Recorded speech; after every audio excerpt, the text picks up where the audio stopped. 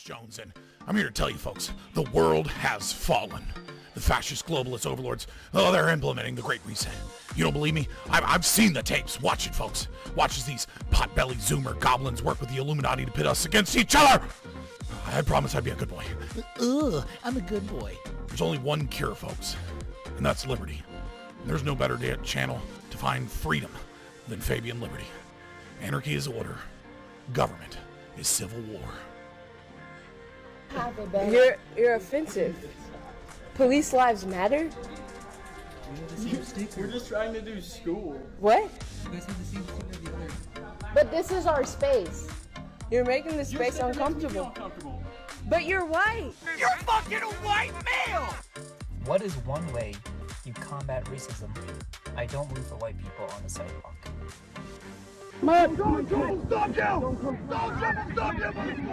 They want your wallets, they want your guns, they want the wieners off your sons. Democrats. Oh, we should film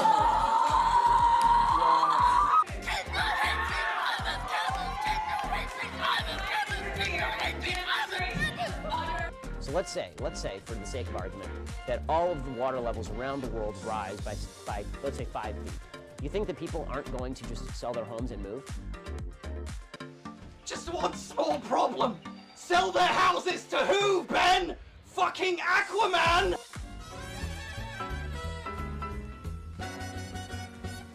Vaccine!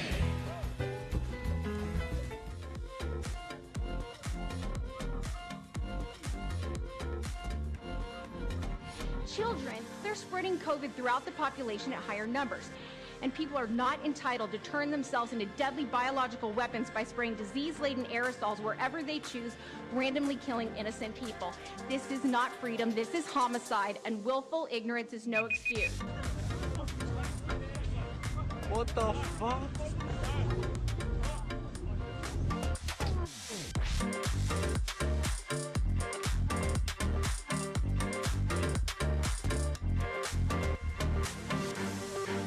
Highest margin of victory yet. It's really impressive.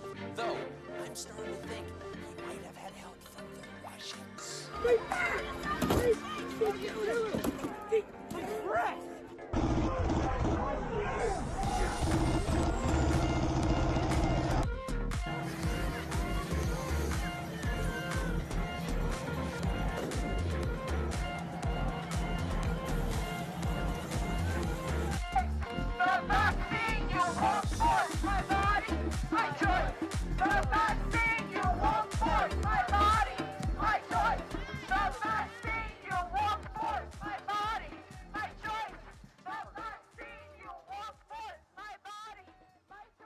Look at me, I'm a gay frog.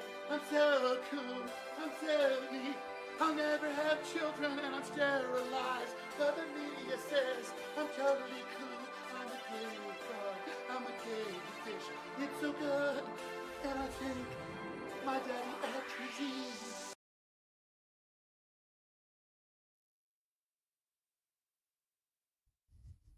I really want to change the intro video.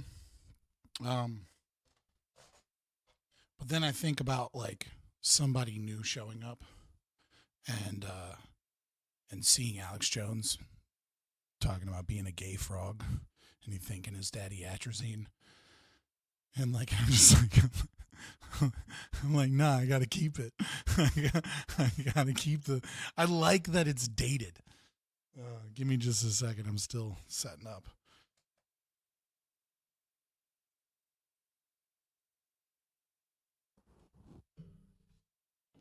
I'm getting old, so I had to like set up my desk so I can see things better. If that makes sense. Because I had like a monitor. I got a big ass monitor. It's like a 32 inch or something. It's like a 28 inch or something. I don't know. It's an LG gaming 4K monitor. It's a big ass one. And then I have like a little cheaper monitor off to the side, but it was like so far away. And like the YouTube stuff was like the chat was even all the way to the right. And I was constantly like under studio lights, like squinting to see what was way off to the side. So like I had to had to move my second monitor over here, and hopefully it looks a little better this way. So I was like redoing my desk and everything, and it didn't quite get set up in time to have my essential oil diffuser going. Set the mood, boys. While we're talking about setting the mood, and why this oddly sexual lo-fi song called Chill and Study and Chill Hop Melody or something is going on. I have a little public service announcement to the ladies and to the boys, because it has come to my attention online that like a whole bunch of women on Twitter have their mom never taught them how to properly take care of their vagina. I know it's a wild way to start this, but like we got to get into this. Like a whole bunch of them have no clue that like you're not supposed to take a loofah with like regular ass body wash and scrub your vulva. Ain't gonna be me. Ain't gonna be my daughter. My daughter's gonna know, right? You don't use a Summer's Eve. You don't use high pH soap or low pH soap. Sorry.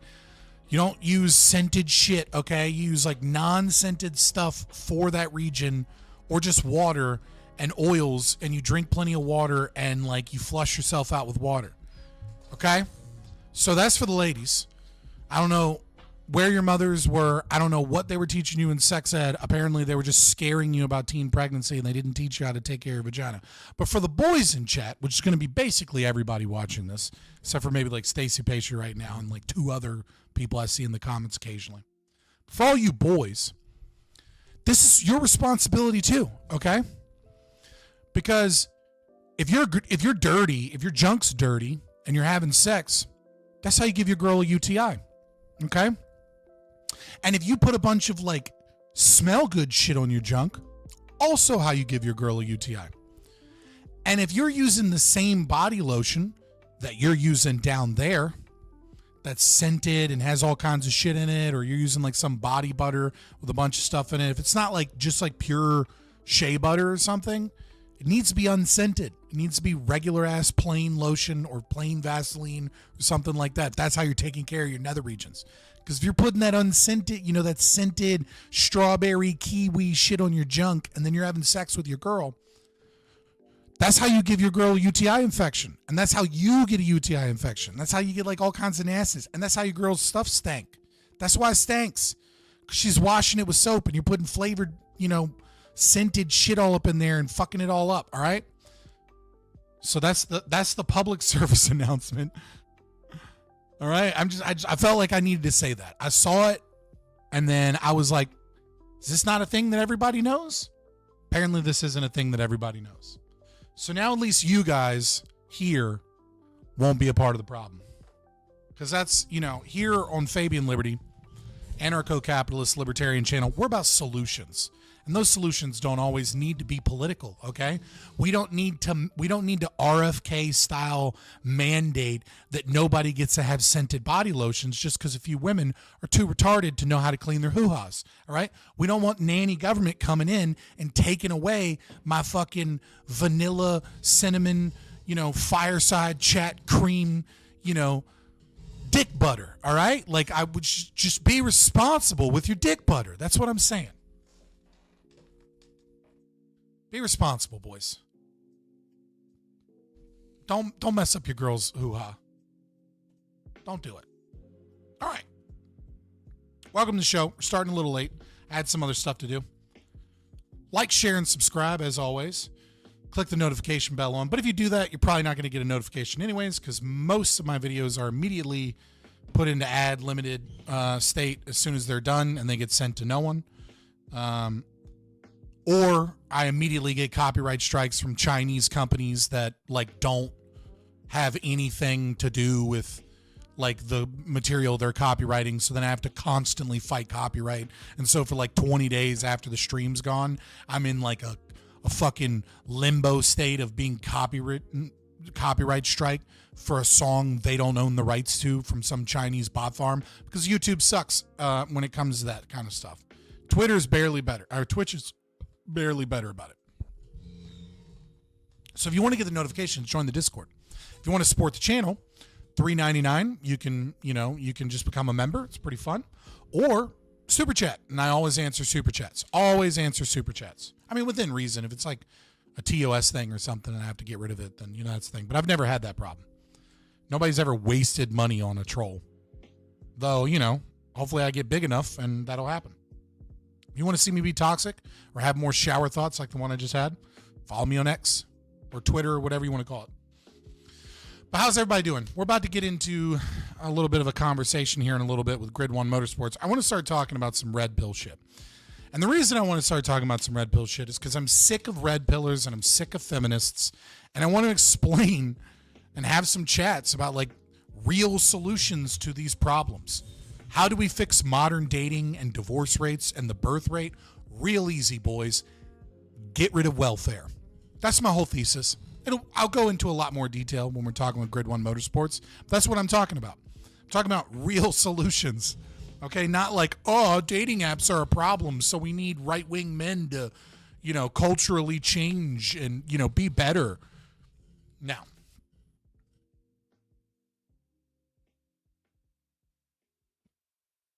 my mom didn't teach me anything, but the internet exists. True. You want to solve the world's problems, you need to end fractional reserve banking, bring in sound money.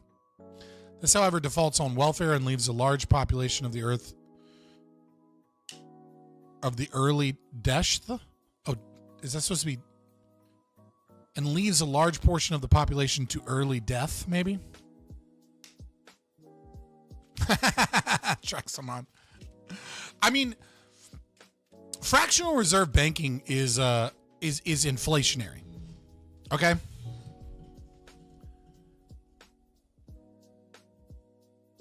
And it leads to problems for sure. It's not stable. But like, if you just have a competition in currency, you don't have this problem, right? It's really that simple.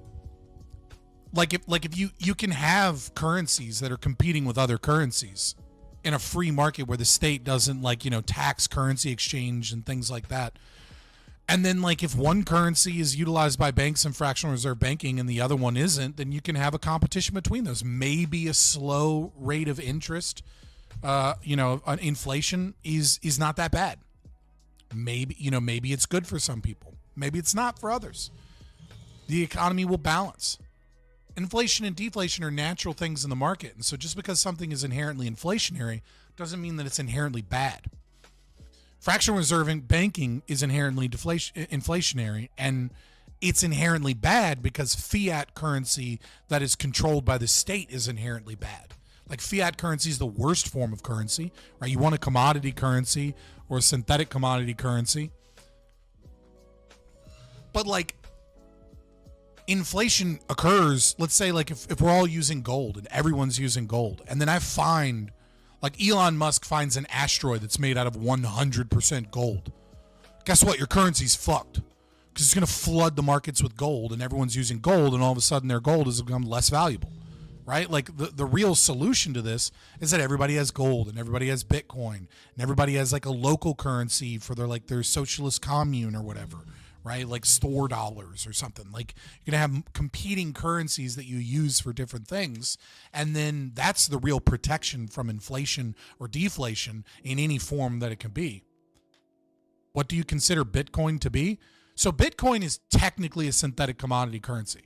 It's just, it's not really utilizing the power that synthetic commodity currency is, right? So here's the thing about a commodity currency. So under a commodity currency, you can't engage in fractional reserve banking or things like that. Why can't you do that? Because if everybody's using gold and you have to lend out gold, you have to materially have the gold. The only way that you can engage in fractional reserve banking and fiat and things like that is if you start using promissory notes for gold and the promissory notes are fraudulent and there's not actually any they've lended out more promissory notes than there is gold. But you could still use promissory notes for gold, but it would have to be directly chained to gold that exists somewhere. So that's the value of a commodity currency, is that it exists and that you can't create it out of nowhere. But there still are gold mines that exist and companies that go and search for gold. And so there is, new gold added into the market. And it tends to be throughout history, this isn't necessarily have to be true in the future, but it tends to be that, as more people are born, as population increases, the demand for gold goes up, and it tends to stay relatively stable because the supply of gold goes up because there's more people to mine gold, and gold becomes more valuable, and so it becomes more worth it to find more gold. Right? Now, a synthetic commodity currency says, hey, look, we have this digital fake currency, but it's not fiat. It says, this is how much currency there is. Okay? And then there's an algorithm or a rule or some council or something that releases more currency into the money supply. Now, what Bitcoin has done with this as a synthetic commodity currency is they have an algorithm where you have to mine Bitcoin. And then every single time a new Bitcoin is mined, the amount of mining that is required, the amount of computational power that is required to mine an additional Bitcoin goes up. Right? And so this is how they the rate of the currency coming into the market slows down.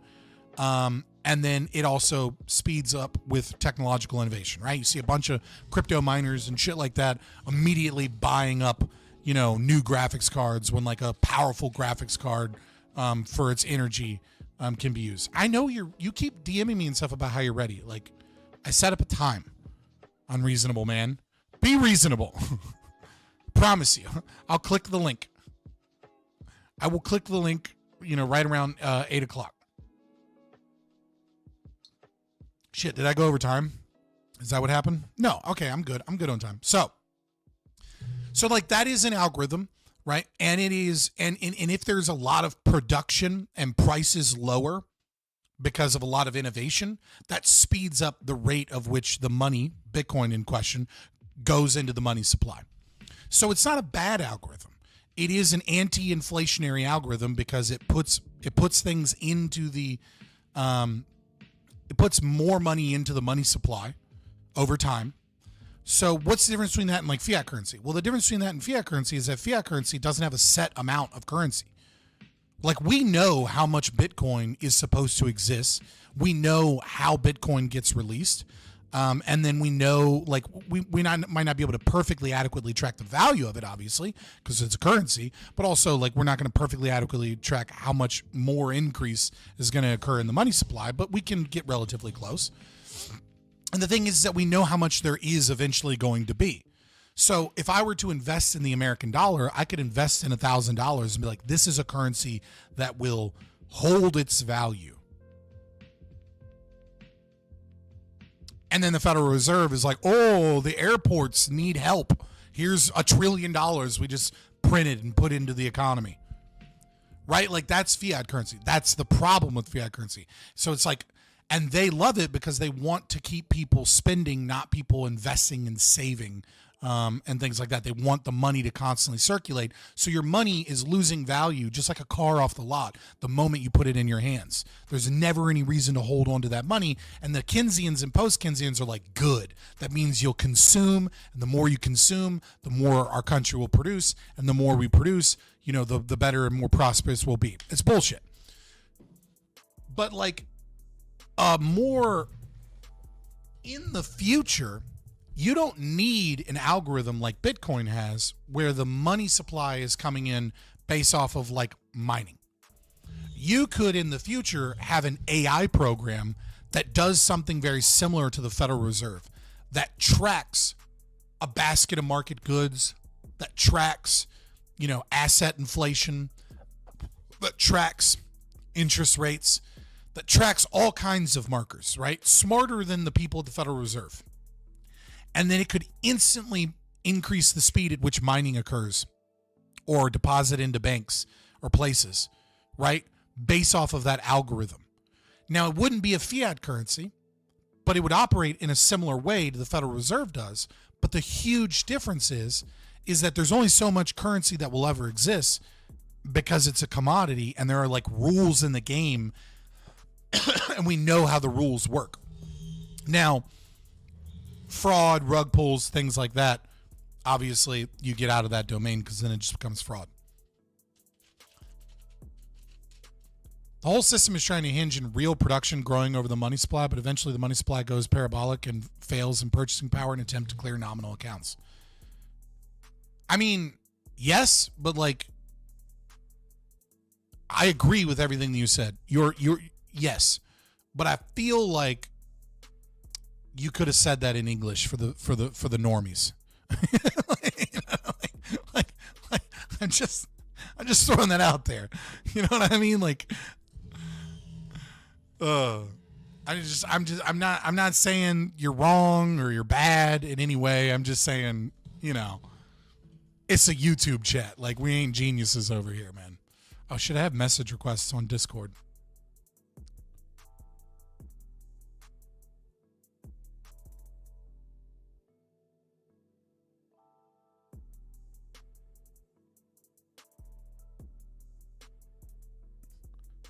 Somebody reaching out about my grandma. That's cool.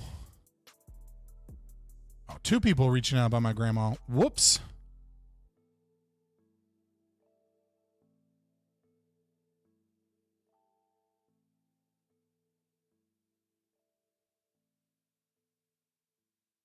What debate? What debate?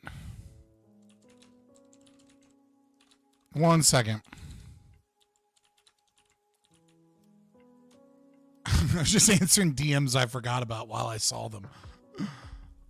Yeah, my grandma's doing better. I appreciate it.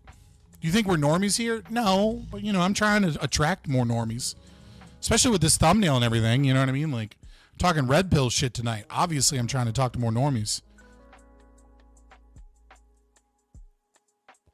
What are my PC specs? Nothing special. I have a 6770 or 6780. I can't remember the fucking exact moniker.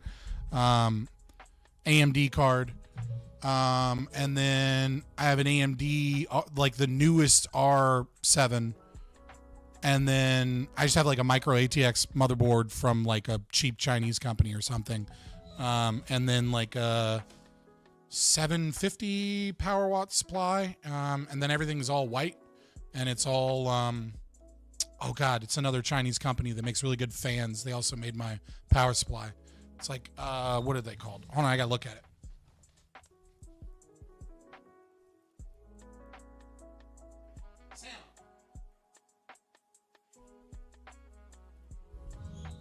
Sama is my case and my fans and my power supply, all white.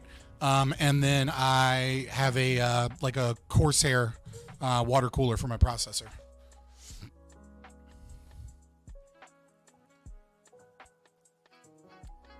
Like, it's enough to do what I do. It's nothing special. Like if I was like to try and load up Black Myth Wukong on stream at max settings, like we'd have some issues. But like playing most modern games at like regular settings and even doing so and even streaming is perfectly fine.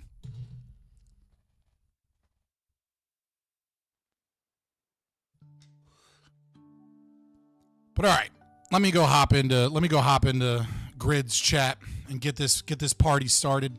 Also, for the record, next week is the last week that I will. It's like equal parts happy, equal parts sad. It's the last week that I will be picking my son up from ABA therapy twice a week for like multiple hours a day. So on the sad side, I don't get that much time with my son, but most of that time is driving. On the good side, I'm gonna have a lot more time, which means I can start making some YouTube shorts, and then we'll look into it, but you should probably see me streaming more often, right? Like, you'll probably see me at least three nights a week, maybe 4 nights a week, kind of like a Monday through Thursday thing. Because I have plenty of time to like do the other stuff I need to do and get to the gym and stream, and have stuff. So one more week of like a, kind of a limited schedule, see me on Mondays, see me on Thursdays, sometimes see me on Tuesday, Wednesday, to like probably more consistently being here Monday through Thursday. So just letting you guys know that. But if you're ever in question as to whether or not I'm I'm live or I'm going to go live, check the Discord. That's the way to go. I mean, you can always check on YouTube. And also, there's only 16 of you guys watching right now. Might be because I started a little late. There's only 9 likes, right? So give us some likes. I know you guys haven't supported me with any money yet, and that's fine, right? I'm not crying for money, but I will cry for likes because it's just one click. You know what I mean? Like if you don't got the money, you know, at the very end of the if you don't have the money at the very end of the month, like I get it. You know what I mean? It's if you're living like that, I probably don't want to beg for your money anyways. You know what I mean? But I will beg for likes because, like, come on. Appreciate it, guys. I got 14 likes now. That's fine. But you know, consider chat engagement. Consider all the fun things. Let me switch this. Let's do one of these little things. Oh, wrong thing. Whatever. Load up OBS real quick. All right. There we go. Oh shit! Thanks for the super chat. I was really just trying to get the likes, but I'll take the super chats all day long. All right, and then we will. It's gonna take me a minute to get used to my new like computer setup on the desk and everything. Here's one of my waifus. One of my AI waifus. I don't think I made this one. I think I just grabbed this one randomly.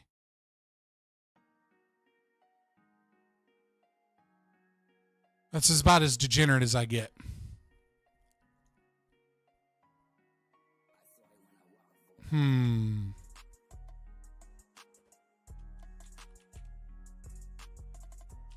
See if we can.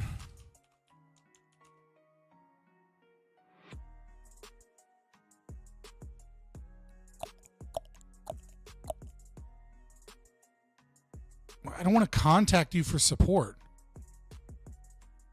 Just says no video. Huh. Oh, there we go. Nope.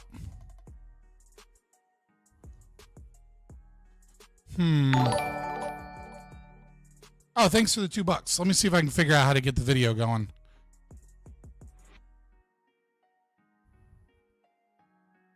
What is my browser absolutely has access to this.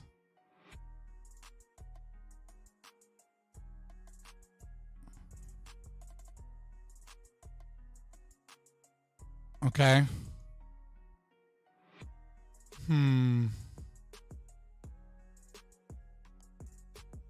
How do I give permissions on Brave? I gotta like ask Google.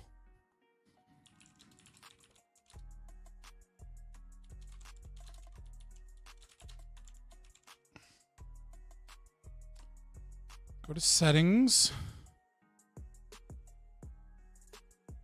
Navigate to privacy and security.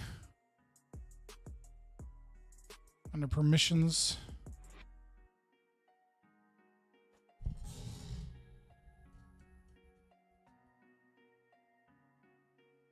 Tor windows, no.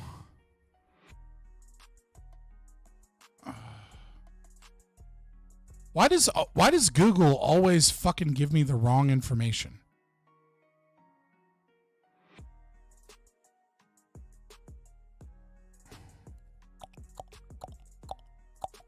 Where the fuck do my permissions, motherfucker? Do I need to do Windows? Make sure it's not like that. Let me see Windows.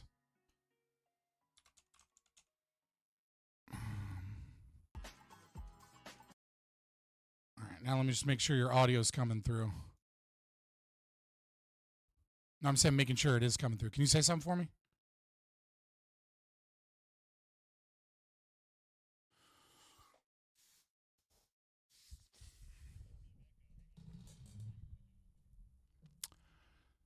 All right, we're gonna find it. All right, hold on.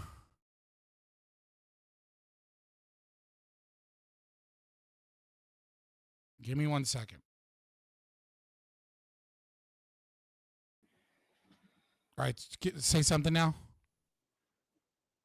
Test. All right, there we go. Test. Sorry about that. Yeah, I did no like worries, a man. Windows No worries. update, and it like reset all my privacy settings. That happened to me just a couple of weeks ago, man. Like, and it like, and the funny thing was, is a lot of it, I didn't even notice it. Like, I didn't even know that that's what was going on. And so all of a sudden it's like, I couldn't make something work. And I'm like, what the fuck? What happened? And sure enough, it was OBS was just jacked up. So well, I only lost a couple of people through the technical difficulties. They'll come back. How you been, Scott? It's been a while. I've been doing all right. I didn't go to the last Prime Cause because one, he didn't have a topic. You were smart. I was exhausted. Dude, you were so smart to do that. I was just exhausted, brother. I was just. Well, I mean, that was a good time to be exhausted because it sucked. Well, did it suck because it sucked, or did it suck because I wasn't there? No, you would have hated it. You would have raged. You would have raged. You would have. I mean, and I don't normally say this about you, Scott, because I consider you to be a fairly even-tempered human being, but you would have lost your shit. What's like? It was terrible. It was iCow kept wanting to lead it into an anti-Trump debate or subject matter. I would reel him back and say, no, this has nothing to do with that. Just, let's stay on topic. Let's stay, focus on this. Mm-hmm. Everybody agreed on and it just became, it was boring as fuck. It just was bad. Just bad. All bad. No good. Well, it's like, I had said something to I had said something before and I was like, look, people are like, oh, well, you just freak out on people that disagree with you and blah, blah, blah. And like people that, you have ideological differences on, etc. And it's like, dude, go watch me on Midwestern Marks. Okay. I don't get mad at people that disagree with me, dude. I can talk rationally and calmly and like have like a great conversation with full blown tankies. Perfectly fine. It's like I get mad when like this like the debate bro-y internet kind of like desperately seeking a win kind of like mid-wit talking point crowd starts trying to like bully me into saying something or something. Then I'm like, dude, shut the fuck up. Like what you're saying is like, I get mad at the stupidity of certain things. So like, yeah, no, like I have been known to lose my temper before. I won't deny that, but like, but I usually do it for good reason. Yeah, but I mean, I do.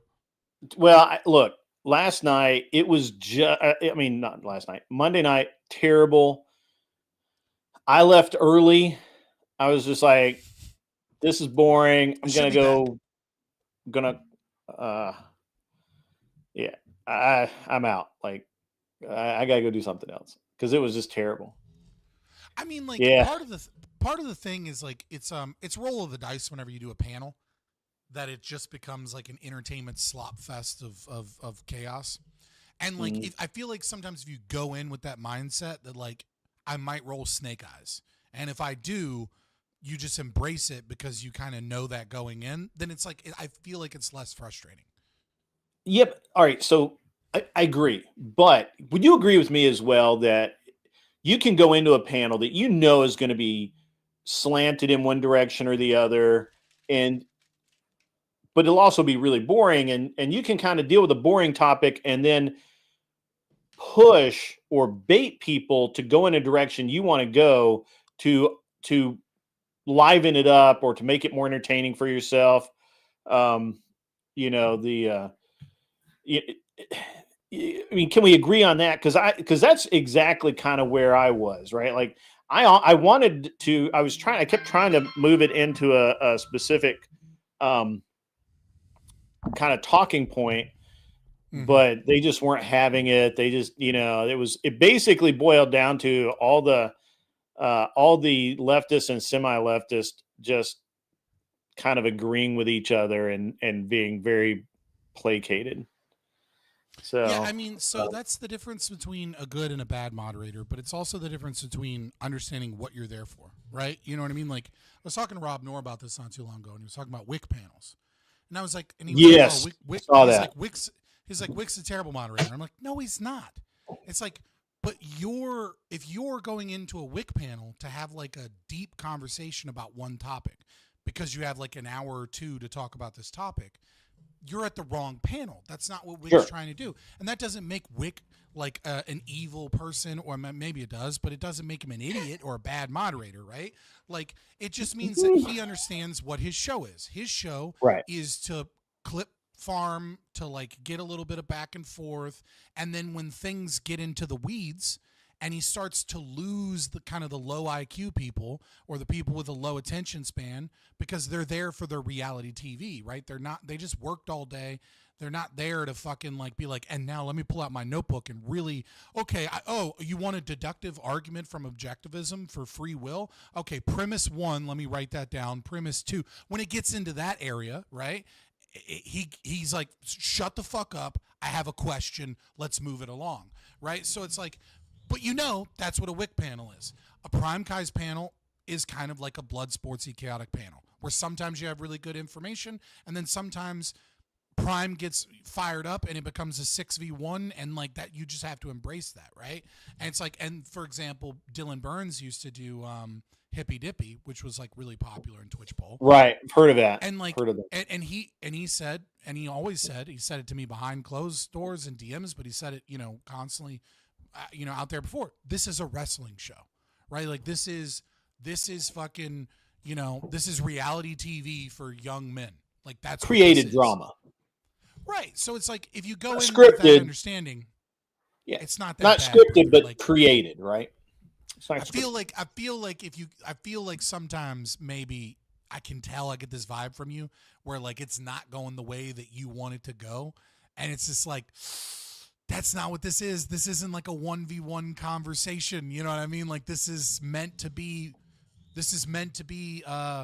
fucking what's that movie that like it was like Birth of a Nation, you know what I mean? Like the racist characteristic of like what will happen with black people are in Congress.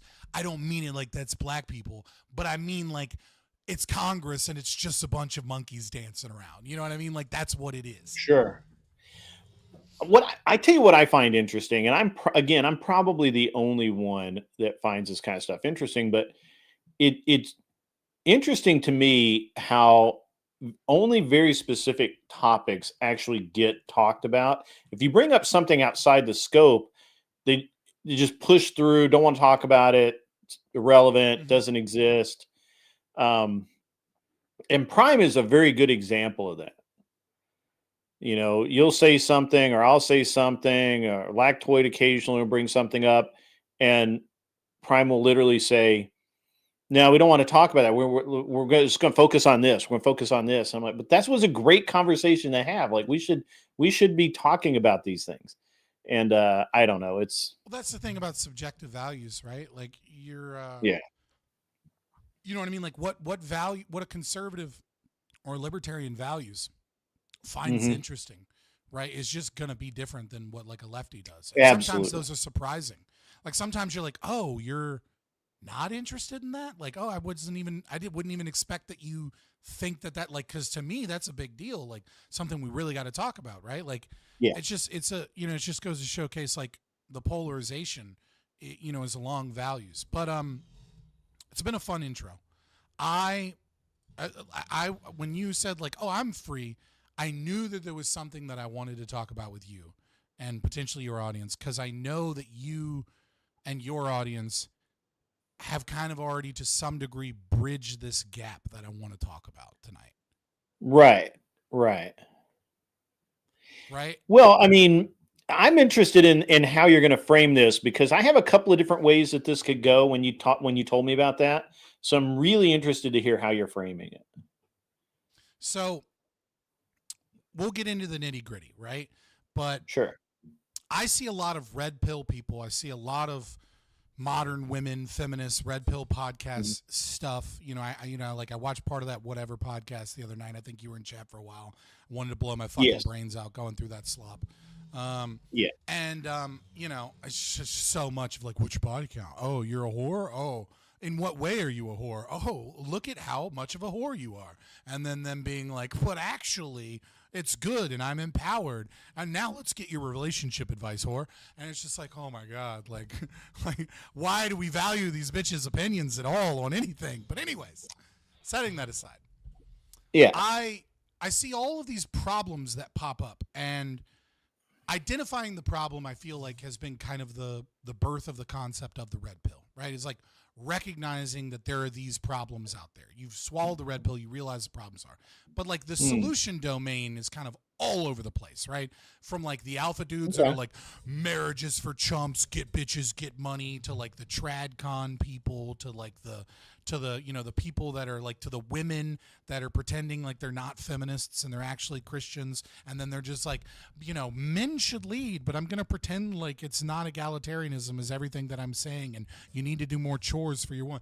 Like there's a multitude of like solutions to this, and I feel like the red pill and a lot of people don't actually know what causes this problem, because when I try and find out what they think, it seems like they have this belief of like this genetic belief of like what women are. But like, I'd like to get into it more. Yeah, sorry, I know I ranted. Yeah. Let me kind of let me frame my point of view on red pill and all of that, right? So I think it's important for most people to understand that red pill's a relatively new concept that was labeled as such by Roland Tomasi to sell books, right? The concept in and of itself goes back as far as the 1920s and maybe a little earlier, but I know you can look back into old books about how men should be improving themselves and how, you know, women should act and all of this. But then you can get into the 40s and 50s. Campbell Loftmiller, The Worth of a Boy, you know, talked about how, you know, young men were just mistreated fundamentally, and women were just valued more at that point in society, which is interesting because that was a very patriarchal time in our country. But again, young boys especially, were just not valued that highly. And so you can look, and then you can just keep going. So what Tomasi really did boys was have always been disposable. Right. Men are disposable. That's a great way to put that. Men are disposable. We fight the wars. It's not like they're not valued. It's just that, like, if they don't bring anything, they're disposable. Right? Correct. Like, right. So women have always been disposable. Right. We fight the wars. We kill the beast. We go into the lion's den. We are disposable. So that, you know, and that's simple genetic. I mean, that's just simple. Biological hierarchy. It only takes one man to impregnate 100 women, right? But if you have one woman and 100 men, the world ends. So. Yeah, I mean, like, it's certainly not optimal, right? Like under no period in time in human history has it been optimal with, you know, for, you know, there's this interesting thing like that really gets overblown, right? When we start getting into like biological determinism or like, you know, biological realism that you see from a lot of these people, right? Which is like, they'll look up like Plenty of Fish surveys or like, you know, online dating surveys. And then they'll look at like Aborigine gift giving ceremonies. And it's like, okay, well, the Aboriginal tribe is not very fucking functional by the fact that they're still an Aboriginal fucking tribe, dude. Like, right. Clearly this isn't evolved. Like, right, you know what I mean? Like what are you talking? Right, like a functional society throughout human history has not been one where a dude implants 100 women. Now, it hasn't been a society until recently where, you know, strict monogamy occurs throughout all of those things. But throughout most of human history, you know, it has been a pairing between a man and a woman, and that pairing usually lasts 3 to 4 years until the child is relatively self-sufficient, and then, you know, if you want to call them high value men, would split off and have children with other people. Right. So it really, it was a lot closer to 1-to-1 than a lot of red pill or like alpha guys. I would say more. Like I understand when you're taking umbrage with the term that's a red narrative, pill, right? I'm just that they using need. it. Yeah, well, they need that narrative, right? So that's they need that narrative because they're a bunch of fucking, millionaire or pretending to be millionaire grifters that, can't settle down and have a family themselves. So they bag a bunch of bitches and then talk about how that's actually we'll get into that. We'll get into that. But so Tomasi, kind of condensed a lot of this just normal philosophy and normal things because the descriptors are pretty standard, right? Be a responsible human being, get in shape, have a job, be productive in society, try and be a good human, read some books, educate yourself. These are all the descriptors are pretty much just fucking common sense. It's the prescriptors where things start falling apart and where, to be honest, red pill is starting to lose people. And that's because, and that's not because the descriptors are bad.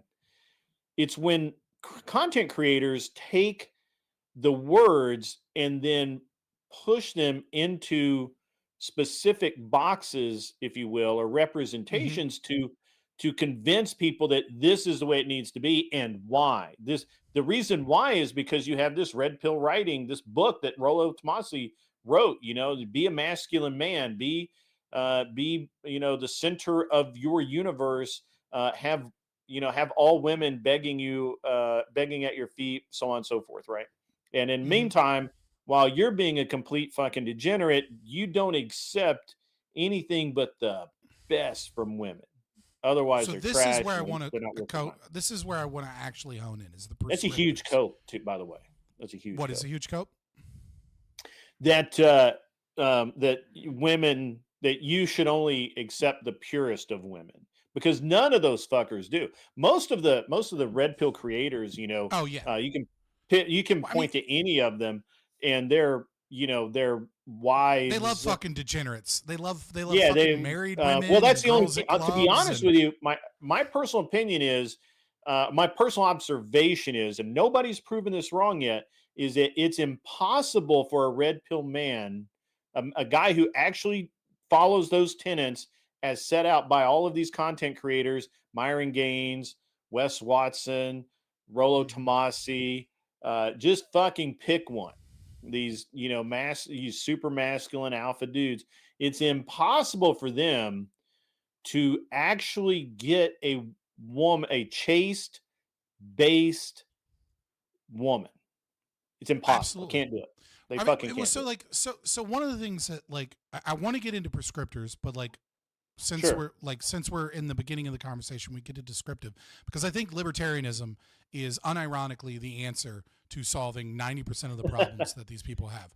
And I'm not joking. I think people don't realize how the state, how child support is one that they do understand, but how Social Security, food stamps, and welfare have created the modern dating market that we have created the plummeting birth rates, have created the skyrocketing divorce rates, etc. But while we're still at the descriptive stage, right? Sure. There is this fantasy that is sold, that is a selection bias from these guys, right? They're chasing hoes and then think all women are hoes, and it's well, yeah. Right, there's data from California, not the greatest piece of, not the greatest thing to universally say about America, right? But there's early data coming in from 2024 where it looks like women, Gen Z girls, under 29, right? For the first time in a very long time, there's a larger portion of women that say, obviously it's self-report, so there's bias there, but that bias was there before, right? The bias might have become stronger, but I doubt it. That say, for the first time, yeah, I haven't been in a relationship or had sex with anybody in the last year. It's actually surpassing men. And so we talk about a male loneliness epidemic constantly. We talk about, Chad getting all the girls on Tinder and all this stuff. And there's a silent minority. It's not a majority, but it's something like 30 upwards of 30% of girls, right, are women that have also kind of done what MRA did a few years ago. They've completely checked out of the dating market, and they've completely checked out of the sexual market. They don't go to clubs. They're not on the streets of Miami, begging in a skimpy dress to be interviewed by some street guy or to go on some podcast, right? They're in school, or they're working on a career, or they're neats staying at home playing fucking video games like dudes are. Like, there are plenty of women that have found the modern dating market to be full of so many jaded, toxic dudes, right, that have like been fucked over too many times or are mistrustful from one scenario or another, that they're like, I'm out. And as much as men can talk about like the way that women can use them and why that toxicity has made them check out of the dating market, there is also something to understand, which is that men can fear their resources being taken, but there's not a lot of fear from men about violence, right? There's not a lot of fear. Like women have an extra layer of anxiety that men don't have when they go into seeking a new potential person to date, right?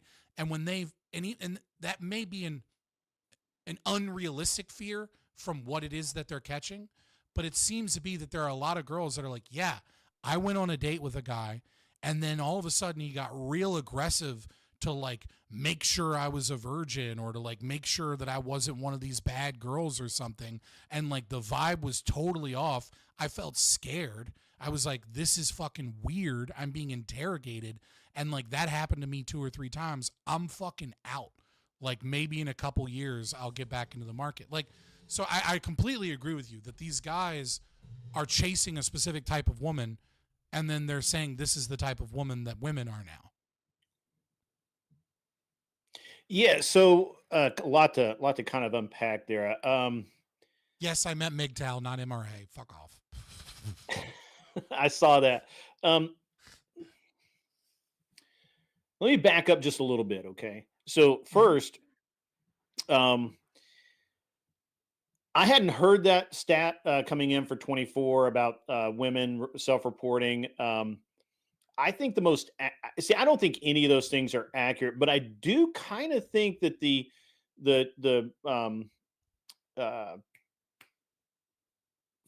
what's that app? Tinder. The Tinder like surveys that they did a few years ago, where they were randomly asking men and women, how often this and all of that kind of thing. I think those were possibly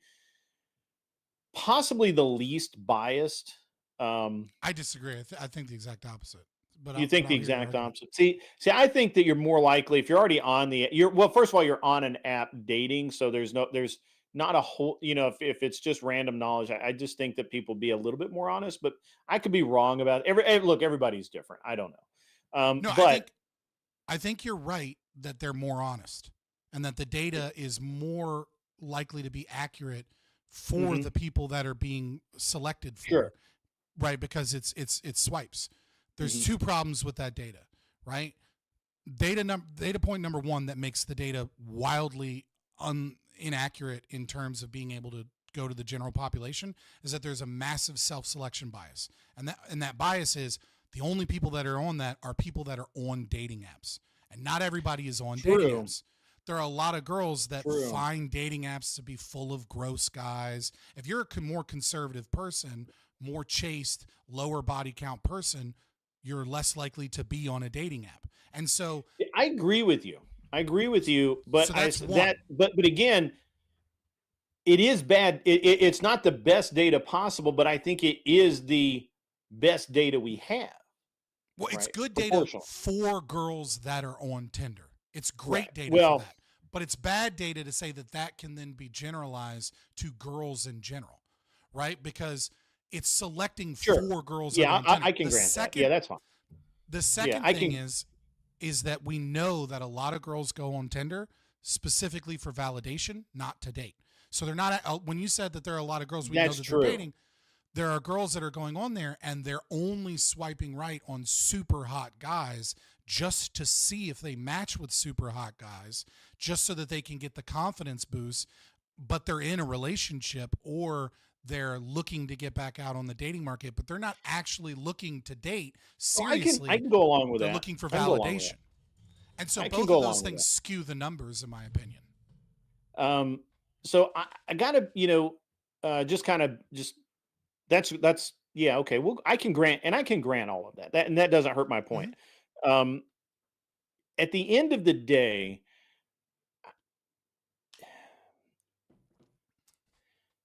my interactions, having traveled the country multiple times, I'm in various cities. I've had employees of various backgrounds and all of this. It's not clear to me that whatever represents, because it is in LA, it is in a hedonistic part of the country. It is it's a very interesting dynamic. And so it is exactly what it needs to be, and that is it's an extrapolation and an inflation of what the rest of society is. And so it's so exaggerated that the smallest things stand out, where in my town it wouldn't stand out at all. And you probably you would be hard pressed. The ends of the distribution always get more attention than the middle of the distribution, right? So it's Correct. like, the most violent men are the ones that are in prison, right? So, but like, I think like Jordan Peterson had talked about this plenty of times before when talking about like aggression between men and women. It's like men are more aggressive than women, but if you were to line up 100 men and 100 women, and you were to pick the man as the more aggressive person every time, you'd be right 60% of the time, but you'd be wrong 40% of the time, right? So men and women are not that different in terms of aggression. But when you go to the extremes of what aggression is, all of a sudden there's this huge difference. You can see the same thing with like IQ, right? Women tend to be closer to the mean, and men, this is a variability hypothesis, men tend towards the extremes. And so women will say constantly, oh, well, women are actually smarter than men. And it's like the data shows that it's not statistically significant difference. And then some show a very, very, very slight higher IQ amongst women, right? So we can extrapolate from that they're probably about the same, or if not, women are like 1 or 2 IQ points higher when a standard deviation's 15 points. Right. And that's all. Yeah. That's all men. Correct. But while that is the extrapolated, the exaggerated form, right, of what you would see on Whatever, what you see on Fresh and Fit, what you see on all of these Redpill. Yeah, you just go to Miami, LA, New York, Chicago, you're going to see the extreme version of that. All of the Red Pill podcasts, which are and notice they're in Vegas, they're in these places where this behavior is happening. They're not in Nowheresville, Kansas, right? And this is actually one of the reasons why you'll have somebody, a streamer from Nowheresville, Kansas, come out and say, none of the women in my town are like this. Like even the town whore is not that big a whore. Right. And so and so it's the town so again, has like 20 bodies. Right. Obviously there's a that is the extreme, and that is the example, and that is how people notice these things, because it's so exaggerated. My problem, and I've always, my problem isn't with the red pill descriptors. I think the red pill descriptors are fine. I think young men need to be told how to be young men. Fine. And I think that the same thing goes for young women. I think I'm actually shocked that more young women are not kind of putting forth a meta or an ethos for beyond just either be a trad wife or whatever the fuck. I'm actually really shocked that that's not happening. I can tell you why. Now that may just be because of the infighting that women typically have, where men are whatever team players, whatever, and we look for guidance, whereas they don't. There's a high correlation between personality trait extroversion and like these types of hoes with high body counts, right? So the types of girls that are more chaste, the types of girls that are more submissive or the types of girls that are less likely to be involved in degenerate behavior, not always, but they tend to be more introverted and they tend to be less social. And so when you're talking about like social media presence, which is like, that's selecting for the most extroverted people in a population, right? Like people that absolutely are like if you talk to a streamer, 99% of streamers are going to be extremely extroverted, right? They're going to be people, they're going to be like 99% of streamers are going to be the type of person that like talks to a homeless guy.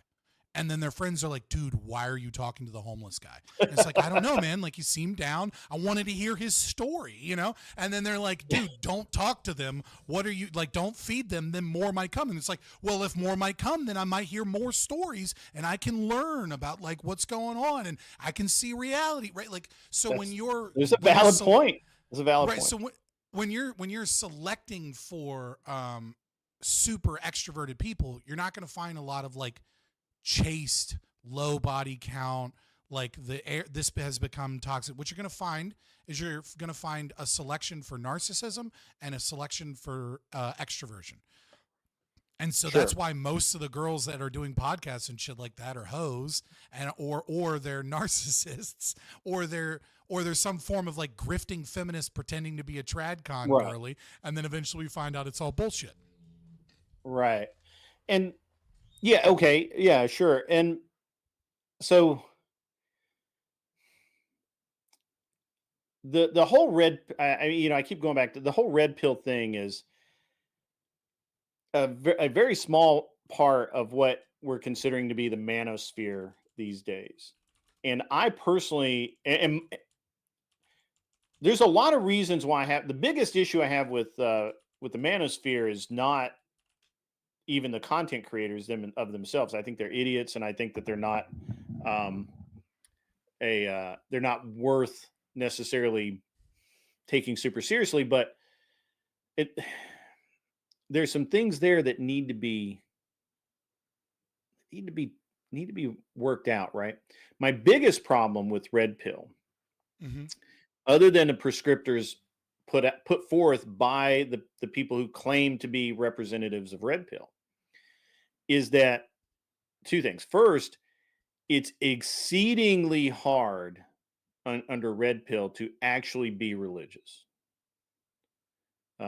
which I know you're not. But if you want to be a good Christian or good whatever, it's very hard to actually be Red Pill because some of the prescriptors are kind of counter that. The other thing is that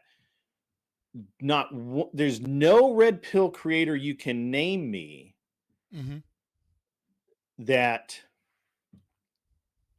that is anti-feminism. They have to be pro-feminism, because without feminism, Red Pill can't exist. Without women thinking that their pussy's free for all, without these women thinking that they're bad bitches and they deserve these high status men, without that mentality put forth by feminism, Red Pill cannot exist. And so you will hear Red Pill creators sometimes will call a woman a feminist because she's being, she's prattling, or she's, there's some weird thing, but they won't actually condemn feminism, which is why it's interesting, because people keep saying that Brian at whatever is Red Pill. He's not. He's Red Pill adjacent. And he puts it to the test, and he puts it out there to see how people respond to it. He's not Red Pill. And Andrew Wilson obviously is not Red Pill. Both of those guys are, but I would consider like the TradCon guys that kind of be like adjacent, not because I don't think they're Red Pill. We're part of the manosphere for sure. Right, exactly. Like they're offering a solution to a problem that has been identified by the Red Pill community. Well, I don't think the Red Pill identified the problem so much as they make use of the problem. Sure. I mean, it's like a distinction without a difference. I'm not making like a historical claim that like they were the ones that did it, because like what is right, but they don't even care about subjectively defined. we all know that there's a problem, right? They don't even, all they do is they say, this is my solution to this problem that you're having. Mm-hmm. And you may not even think it's a problem. You may not think it's a problem. You may think that it's great that, the whores stay on their side of town, right?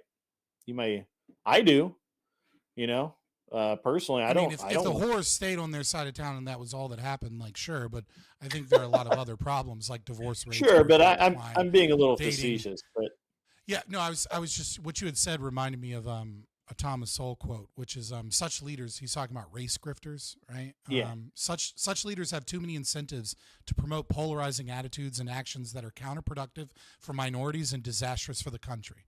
Right? It's like that's right. The incentive structure of the race grifter, is the exact same incentive structure for like I'm the alpha Chad red pillar that says fuck bitches get money. It is. Right? It it's really the same is. incentive, because the more toxicity you brew, the more the problem continues and the more you have an audience for the crap you're spewing. Right. I even kind of have, to some degree, I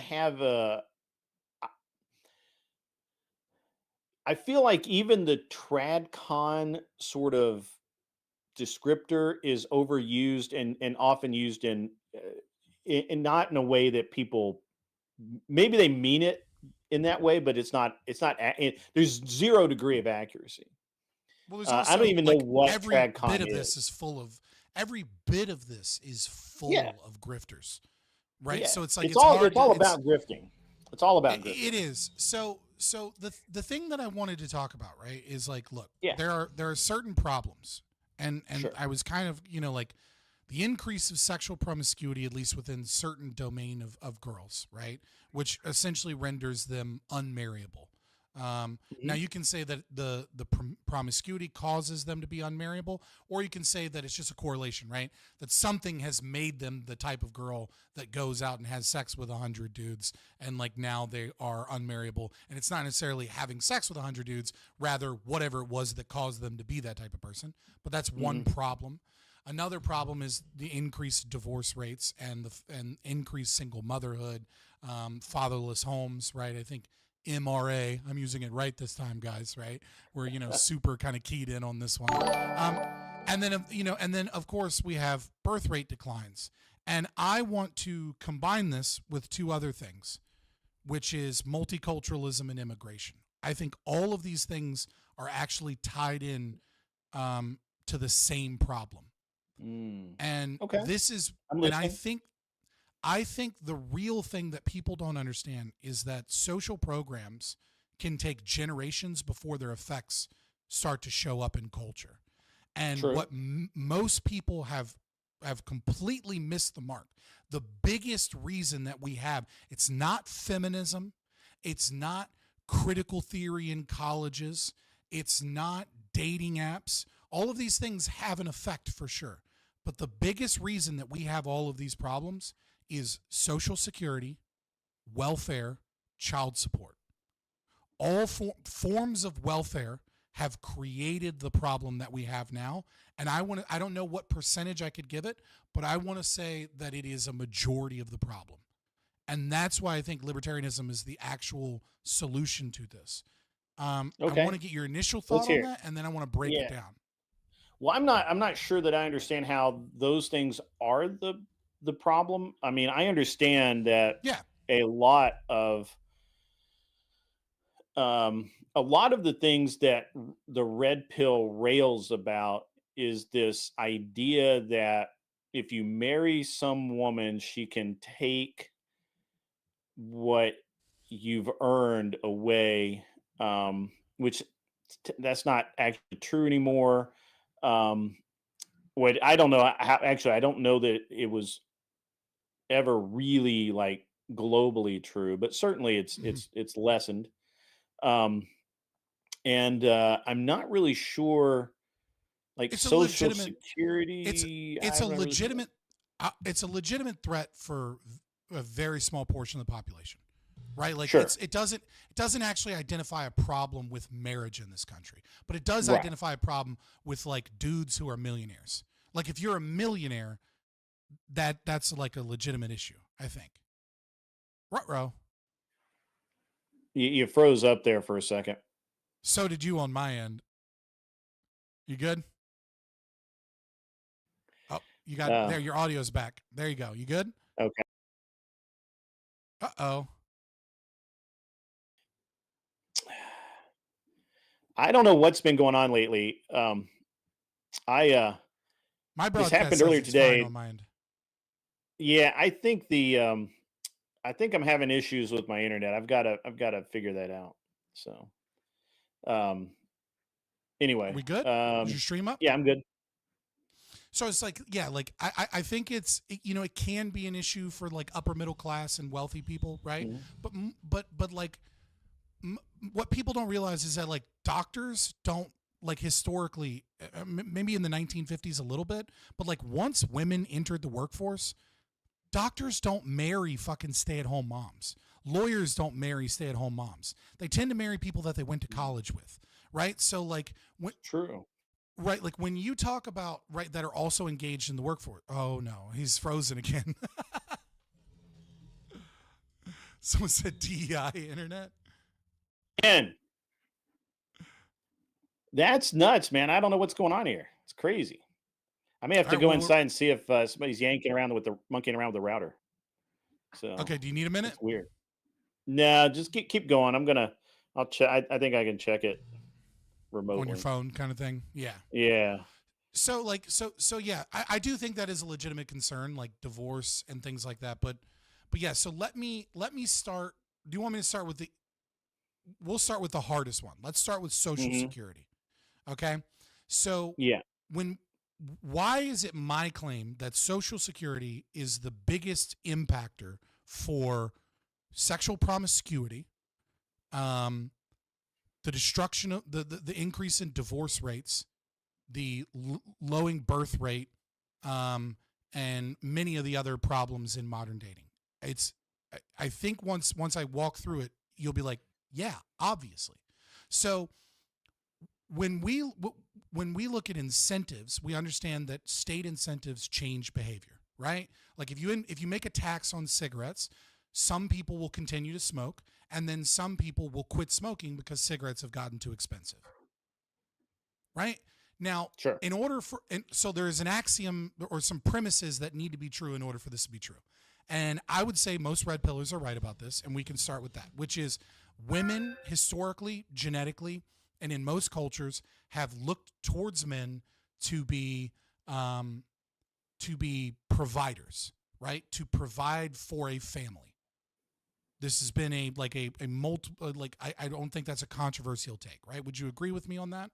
That tends to be the norm throughout most cultures, most societies, that men has some level of a provider and or protector, but usually a provider role in a modern society, right? Like, if you're a Viking, you're providing and protecting. If you're, living in New York City in 2022, it's mostly providing, right? So long as we understand that women are mostly looking for men to provide and protect, what does Social Security do?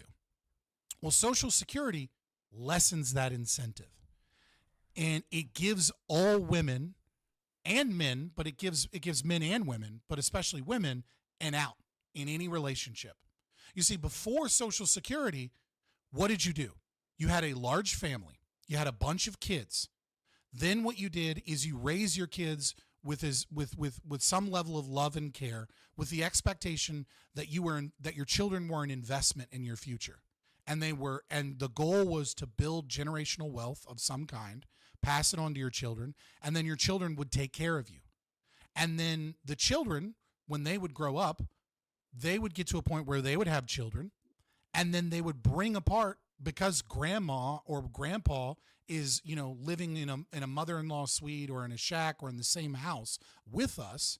Not only do they exist as a means of being taken care of, so the family unit is together, but they're also a form of daycare, right? Which is becoming increasingly expensive, which is another reason why a lot of people are, like the financial situation for so many people is stressed and it's difficult to have children because how the fuck am I going to afford daycare? Well, if you didn't have Social Security and grandma was living in your house, or you were living in grandma's house and it was a big house, well, you'd have grandma to help you take care of the kids. Oh, well, you need a date night. Grandma's there. You have the elderly wisdom, etc. Once we created Social Security, we got rid of the incentive to have a large family and to keep our family members around. Instead, we have this wonderful thing called the nuclear family. Oh, it's a mom and a dad and 2 or 3 kids. We completely destroyed the concept of the extended family, where aunts and uncles and grandmas and and cousins had this sense of community where there was a large family network of people to resolve issues, to talk to during times of stress. Like when we look at men, they have on average less than one friend that they consider a close friend. And when asked who that friend is, it's almost always their spouse. When we talk about male loneliness epidemic, it ain't dudes that can't get pussy. It's dudes in marriages that don't have any real friends anymore and don't have close connections with any of their family. And so Social Security took us from an extended family where we had a bunch of kids. The goal was marriage for kids. And if you got divorced or if you didn't have kids, you were potentially not only fucking your future, but you were fucking the future of your parents. Because I need to invest. I can't split up my assets from a divorce 50-50 and start over again. Like, our retirement plan isn't Social Security. Our retirement plan is family wealth that we have to keep together. Every divorce is a destruction of the family. Now divorce is a fucking contract. But before, you were fucking over grandma, you were fucking over grandpa, you were fucking over your kids. That's like you were destroying everything if you had a divorce. And so the incentive structure now is, well, we'll just put grandma in a home. Social Security will pay for it anyways, and whatever other assets she had. And so now we have this broken apart. Every level of the family is broken apart. I think that has had the largest impact on the birth rate, on seeking marriage, as opposed to this casual dating of building families, and then of course in the incentive to maintain the family. Society has taxed men to create a social safety net for women and have created a large have destroyed the incentive for families and property and wealth to stay together. I like most of what you said. I'm gonna kind of pick through it a little bit. Mm-hmm. So first, I don't think it's Social Security in and of itself that's led to this dissolution of the family. I'm using it as one example, but I'm talking about welfare as a whole. I'm talking about child support. Sure. Well, food stamps, yeah. Let me give you an alternative viewpoint. So, for example, I grew up, and I was dirt poor. You know, we grew up dirt poor, and yet. And my grandmother was involved in the, with my parents, because they actually had a little bit of money and they would help us out from time to time. Mm-hmm. But even at that, my grandmother never moved in with my parents, even when she got to be over 100 years old. She was still on her own. Yeah. That's because she owned the house. I disagree. I think the problem is that I think we have too much money. I think that there's not enough of a struggle for people to have to do that. And worse, I think that our society has degraded to the point where we don't want to. Now, I'm going to give you a real life thing right now. My parents-in-law live with me. Mm-hmm. Okay. Mm-hmm. They don't have to. They have plenty of places in China to live. We have like 5 properties in China or whatever. We have houses here. I can move them into a house. No problem. Right. They choose to live with us. A couple of reasons. First, they don't speak English, so it'd be a little difficult for them to live, day to day in a house by themselves. Second, I have 2 kids. They help out with the kids. They help my wife out because my wife does work, or, she at least has, she's gainfully employed, right? Like she doesn't work conventional hours, or anything like that. But, so if my wife is writing a report, or if my wife is, has phone conferences all day, my mother-in-law will do the laundry. My mother-in-law will will do the dishes. My mother-in-law will do all of those things. So that's not because of Social Security or anything like, or lack of Social Security. They have an excellent retirement. They have an excellent retirement package. Well, we are kind of an outlier. Ask your typical millennial what their hopes are of being a homeowner. Whether or not they think that'll ever be possible in their life. Well, that's because, and it fucking shouldn't be. It shouldn't be. It should not be. This is the first time in the history of the world where everybody's owned a fucking home of their own. And that's a goal for them. Why is it? Why, like, literally, you go to China and people live together for 3 generations under one roof, 4 generations under a roof. Why is it in America we fucking feel like that the minute you turn 20 years old, you should be able to buy a fucking house? What fucking insanity is that? Well, I'm not talking about 20. I'm talking about people in their 30s. Ask them. Yeah, people in their 30s or 40s can maybe buy a house because they've had 20 years of working to get there. Right, but then again, but like the housing market is, uniquely bad currently. So maybe it's a poor example of like cultural. It is kind of a poor example, but I think it's actually an excellent example of the fact that we don't feel like we need our parents anymore. We don't feel once we're gone, we're gone. Right, but why is that? Why is because it's not because of the welfare, not at all. It's because literally your parents work. Literally, you will hear parents say this: "I've worked and slaved to get you through high school and into college, and now I'm going to the fucking Bahamas. I'm going to do what I want to do." Yeah, boomers. I want to do what I want to do. No, I just heard it this fucking week. I'm not a boomer. Okay, well, fair. Well, you're talking about your parents. Your parents are probably the greatest generation. Yeah, my parents are, my parents finally got a little bit of money in their later life. My mom lives by herself. We would love for her to live with us. She just doesn't. Owning multiple homes is like top quintile shit. Okay, sure. Like having generational wealth of that level is not the norm. When I'm talking about this is the first generation that we've had that. I'm the first generation that's done that. But only because I work. That you are, but right, and I'm not saying you didn't earn it or anything. What I'm saying is I don't think we can extrapolate your financial position of like right. But I have that viewpoint of looking at my brother who is exactly who you're talking about. He works as a welder in a factory. His wife inherited a home. It was a piece of shit. They moved into another house. They bought just right before, like a year before COVID, 2 years before COVID, something like that. And they raised 2 children. Both of those kids are out of the house now. Both of those kids are doing fucking horribly, by the way, because they should have lived at home until they were 25 or 26 and actually had some money together and helped their parents out. But no, what did they do? They lived the American fucking dream where they turned 18 and they got an apartment as soon as they got a half-ass decent job.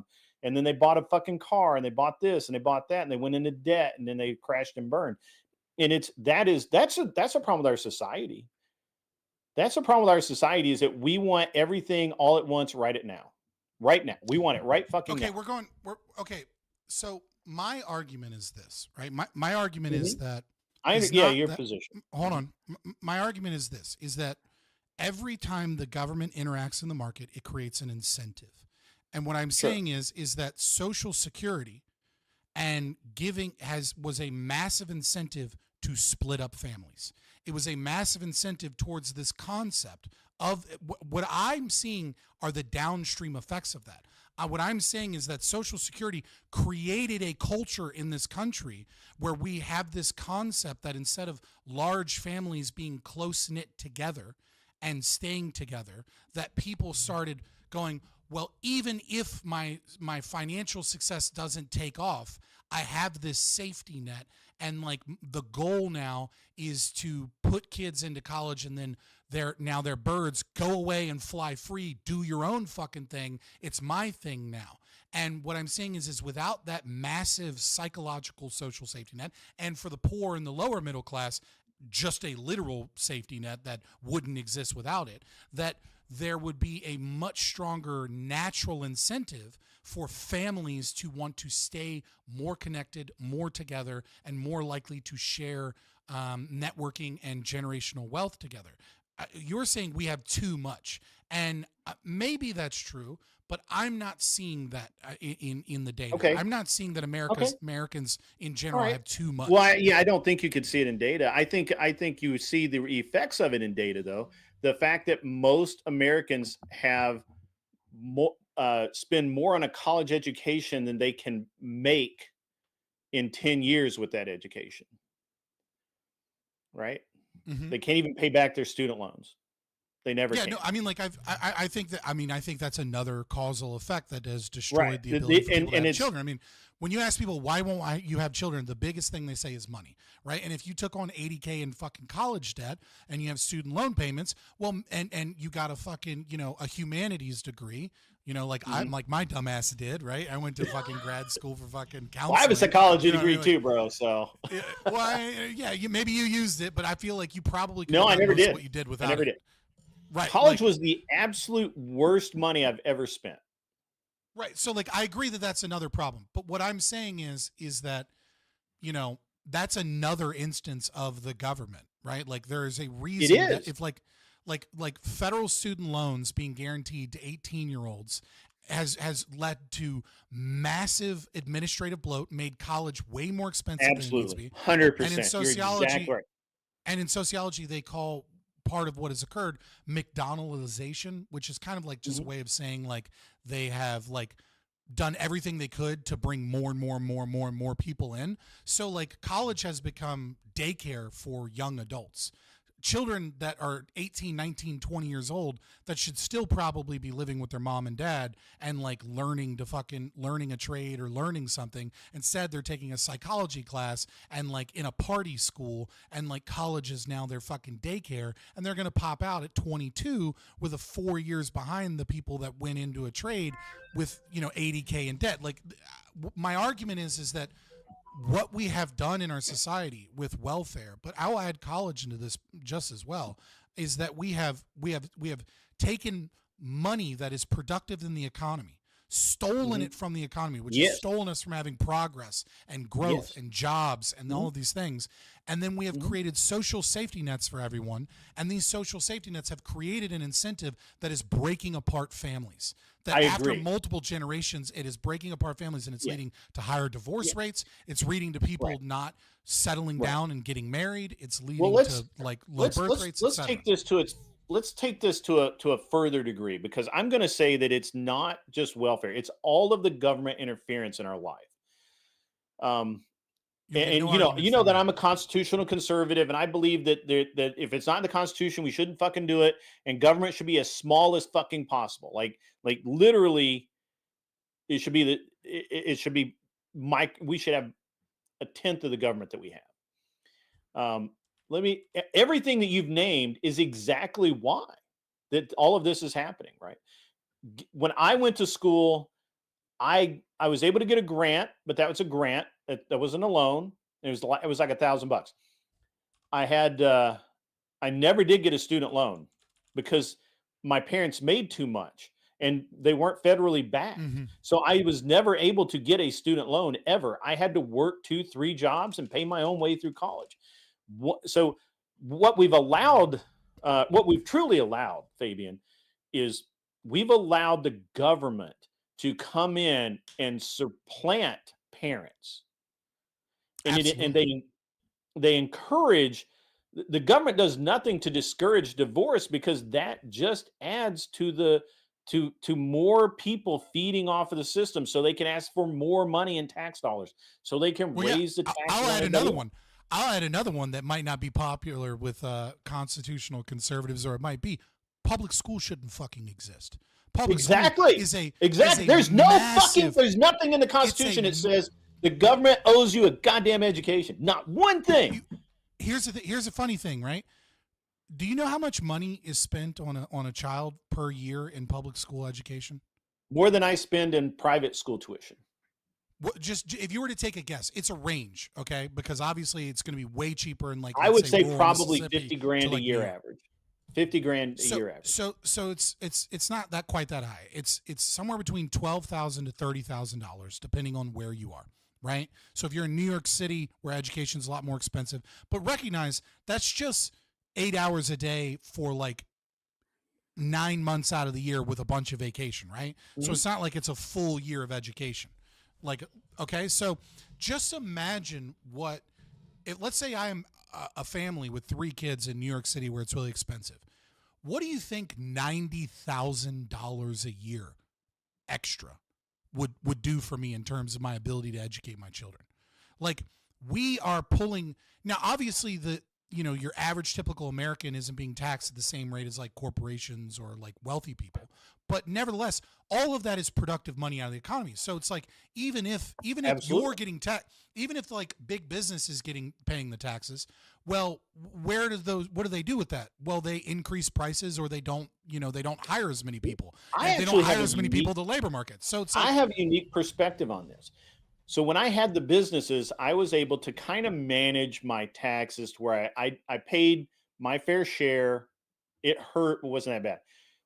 When my wife became a W-2 employee and I retired, so we paid, I kid you not, right at about we paid in about $280,000 in taxes. They kept enough to refund us $98,000. It's 30%. 30% of the income. Can't do anything about it. So like your money, forgive me if I'm wrong, or forgive me if you don't want to correct me because it would tell too much, right? But you're primarily at this point funding through real estate, right? Well, we're moving that direction. We're buying businesses again because, to be honest with you, if my wife continues in her career and she wants to, she's going to make $750,000 to $1 million a year for the next 10 years. And okay, as a W-2, let's keep it simple. Yeah. Let's keep it simple, because rich people got too many fucking money in too many different places to make it simple. Thank you. I appreciate you. Let's assume it's all real estate, right? Yeah, it's like, well, when you pay these massive amount of taxes and the profit that you're doing that, well, that's less homes you can buy, right? Like, because I mean, like, you're talking about in 1 year you're paying what you said, 298 with 98 returns, so basically $200,000 in taxes. A little over $200,000, yeah. So a little over, so we'll say about $200,000. Well, for $200,000 you can buy a fixer upper in a lot of places. So that's whole. That's a whole fucking right. That's a whole fucking house that you couldn't purchase, that the government was like, we're going to use this money in a really good way. And it's like, the government is going to squander in complete inefficiencies and stupidities $100,000 in that. Oh, and by the way, some of that money is going to be spent to make more regulations and red tape that make it more difficult to buy houses.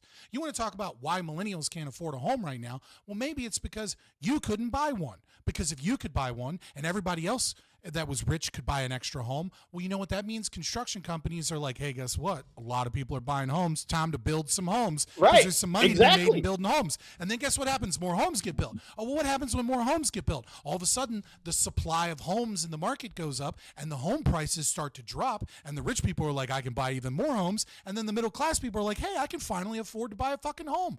This is the problem, is that like our government has involved in so many ways. And I want to bring this back to the dating scene. I want to bring this back to Yeah. I'm sorry. I didn't mean to get us too far afield there. But no, I think it is important. When you start talking about public education being provided for, when you start talking about like all of these different ways in which the government is going to manage your children and manage your affairs and manage your life and promise you that they're going to take care of you, it causes two things.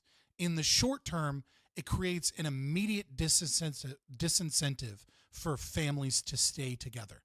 Because if you had to pay for everything, if you had to pay private school because public school didn't exist, well, all of a sudden, maybe that oh, he was kind of toxic because he was mad about my social media posts, stops being a little fucking extra important when you realize that you're going to split your finances in half and your kid's going to go to a shitty school. But when you have a That's public true. education system, all of a sudden, well, I'm just going to take the kids and I'll put them in a public school. No big deal, right? You start, what starts happening when that starts to become the norm. And it is my belief that in for most Americans, obviously, like, wealthy people are in a different position.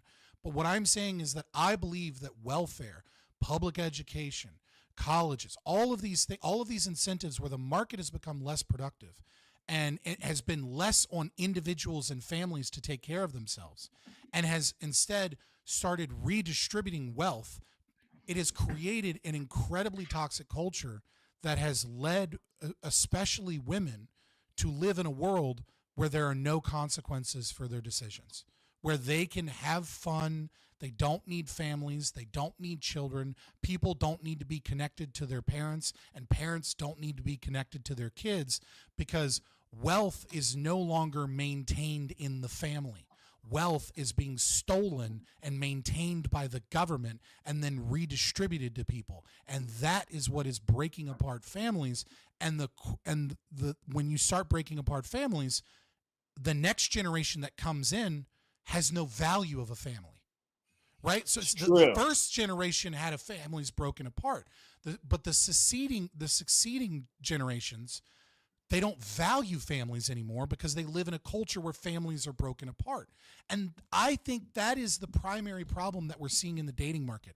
That's why we're seeing people flock towards casual sex. That's why we're seeing people, get in relationships and then just get divorced willy-nilly. Like, they don't value family and they don't value maintaining wealth in the family because the government has stolen so many people's ability to maintain wealth in the family, both in a positive way or in a survival way. Because even the wealthy and the rich, I think, would still value family, value marriage, and value things more when, instead of the government taking a third of it, they recognize that I have it for me and my children and my family. But if I split this family, I split all this wealth in half, and I do so. And now we have to pay 2 houses and 2 gas bills and 2 electric bills and 2 car payments and all of these other things we now have to pay. Right? It is the cost of getting a divorce. Yeah, I agree. And I think it's really interesting. I think it's interesting on a lot of levels that the government encourages it to such a large degree, right? Mm-hmm, mm-hmm. I think the government's perfectly fine with breakdown. Absolutely, they love it. Yeah, they're absolutely encourage it. They absolutely there's and now this is a double prong attack, though. It's not just a financial aspect, which for certain is a good motivator, but it's also a lifestyle attack, a war on the nuclear family, as it were. Although I don't particularly care for the term nuclear family anymore, but it's okay. It really is. It's better than being a single mom, but it's not what we should be striving for. No, I believe in the nuclear family. I just don't like the term nuclear. I think the way that it's being used in society is a little bit off and wrong. So it's just not the descriptor that it should be. Wait, what do you mean by that? I'm sorry for interrupting your train of thought, but I really do want to understand what you mean here. Well, nuclear family implies what you had alluded to earlier is mom, dad, kids. Not the full extended family, which is grandparents, uncles, aunts, cousins, that sort of thing. The entirety of the family should be working together, not just you and your wife and your kids. Okay, so we're on the same page. I think our terms were just like crossing. Yeah, that's what I'm saying. I just don't like the term. Yeah, I just think the use of nuclear family is. I think nuclear family is problematic because it's not the best solution. The best solution is the extended family, but that the nuclear family is kind of like a bare minimum for like not having severe problems. Sure, agree, absolutely, and it's an interesting thing because I grew up very poor, and so I worked really hard, and I've watched all of this stuff happen, and what's really interesting to me is the lies that have been told to women. There's a channel called Taylor the Fiend, and he has a whole series of videos. Uh-oh, am I freezing again? I think what happens is my router is in a specific part of my house, and my 4-year-old likes to play there, and he might be yanking on the cable. So, I'm just I feel saying. like your internet would probably go down for longer if that was the case. But he can't yank it out. He can just wiggle it loose a little bit. Oh, maybe. Yeah, I don't know. When I went in earlier, it was loose, and I just snapped it all the way back in. So, anyway, Taylor the Fiend has a great kind of series about these women who are lied to by their friends, by various people in society, and articles in magazines, all this thing, that if they divorce their husband, they're going to take half his shit, ruin his life, fuck that guy over, and move on to the next guy, right? But what ends up happening most often is they get nothing out of the divorce. They don't get 50%. Our laws don't work that way. They never really did, right? Except maybe in California at one point in time, and they made a bunch of TV shows about it, and people bought into it, but that wasn't the reality. The reality is that you get what you came in with, and you split the proceeds. And so, if you have a house, you don't automatically get to keep the house.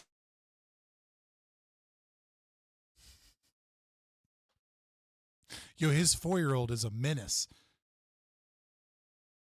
Sick Instagram. Whoa, see? Your 4-year-old is told a you, menace, man. bro.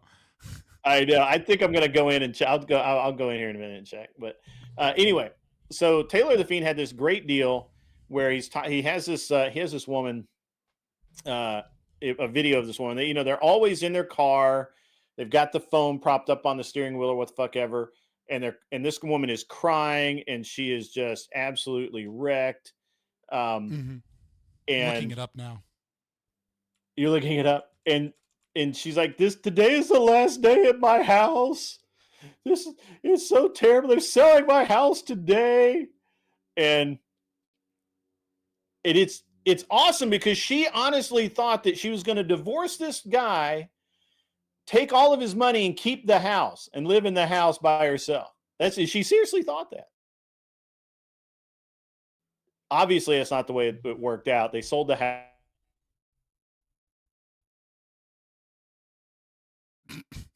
And that was it, right? Like, there's no house. It's gone. And the dude just moved on, with his life, and this woman is just destroyed. But women have been lied to for a very, very long time about this. And men too. Men fear that they're going to lose everything in a divorce. And I constantly have people on my show even that'll say, "Oh, I'm not going to get married because they'll just ruin my life. They'll take all my shit and all that." I'm like, no, that's really not how it happens. A divorce sucks, and it's not what is. You don't want anything, but you don't want anything to do with the divorce. But like a it's breakup, not the end of the world. Right, but it hurts both parties, right? It doesn't nobody really comes out ahead in a divorce, right? Like, exactly. Yeah, I mean, there are outliers in every situation, right? Like, there are women that have utilize really good lawyers and and have raked the men over the coals, right? Like, that certainly happens, and like I said, it's more of a risk for really, really wealthy guys because they have more to lose, right? But it's not my issue is less with divorce courts than and I'm with you on this. I think divorce courts play a role. Right, I don't disagree that divorce courts and the favorability they give towards women play a role, especially when we're talking about custody. Especially when there's no reason that women the fact that women are the default custody owners in the West started with I think it's Lily Ledbetter in the UK, and it started off of a bunch of bullshit and lies, and every available metric that we have shows that single dads raise better kids than single moms. Absolutely. But nevertheless, right, it takes two to tango, and I think it takes more than that, right? I think you need aunts and uncles and grandparents and a mom and a dad and all of these things, and it's not good for the kids. It's not good for that. my argument, right? Like I don't think we've strayed from, but I'm kind of with you that there are a lot of lies that have been told, and so and like that's not the biggest one. I would say I think the biggest one that has been told to women is fertility. I mean, we have women that go into sex education classes provided by the government, and man, do they harp about teen pregnancy and STDs and and things like that. They really harp on that to try and scare girls, but which True. is like right. But nobody talks about the fact that, like, hey, did you know that a pregnancy after the age of 35 is called a geriatric pregnancy? Well, It is. That's the medical term for a fucking reason, right? Like when we look at and men are on board with this too, by the way, because there's plenty of research to suggest that ADHD and autism is almost certainly linked to aged male sperm, not women. They love to talk about read the that age of too. women. I've read that too. The research has shown over and over and over again that it's not fucking women being old or vaccines or seed oils. It seems to be that the biggest cause of autism and ADHD and neurodivergent kind of like mental things is linked to men like in their 30s and 40s having kids. That's the reason that we've had such a high increase. Also, diagnosis and overdiagnosis, right? 30 years ago, if you were a high functioning autistic, you was just like, oh, that's just Timmy. Timmy didn't talk till he was 6. You know what I mean? Like nobody was like, Timmy's autistic. You know, like, right. So, I mean, what do you think about the what do you think about the overdiagnosing and how it's affecting families in and of themselves? Because now you've got women like just, what's the, like this, the bubble wrapped kids, like they just, you can't, you can't say anything to Timmy. You can't say anything. He will, it'll really affect him or whatever. And so what do you think about that? I'm on the fence because on one hand, my heart goes out to these people. On the other hand, I mean, people have been weird forever. Like, and they did just fine. Like this isn't, so here's what I will say, right? This might take a minute because this is where we start getting into my area of expertise that I rarely get to talk about because I'm usually talking about econ and philosophy of libertarianism. But so there's a couple of things that have occurred, right? One of the things is that women have become the predominant power holders within the institutions of psychotherapy. When we look at the APA, when we look at the ACA leadership, when we look at things of that nature, it has been women and kind of like wokies that have taken over psychotherapy. And you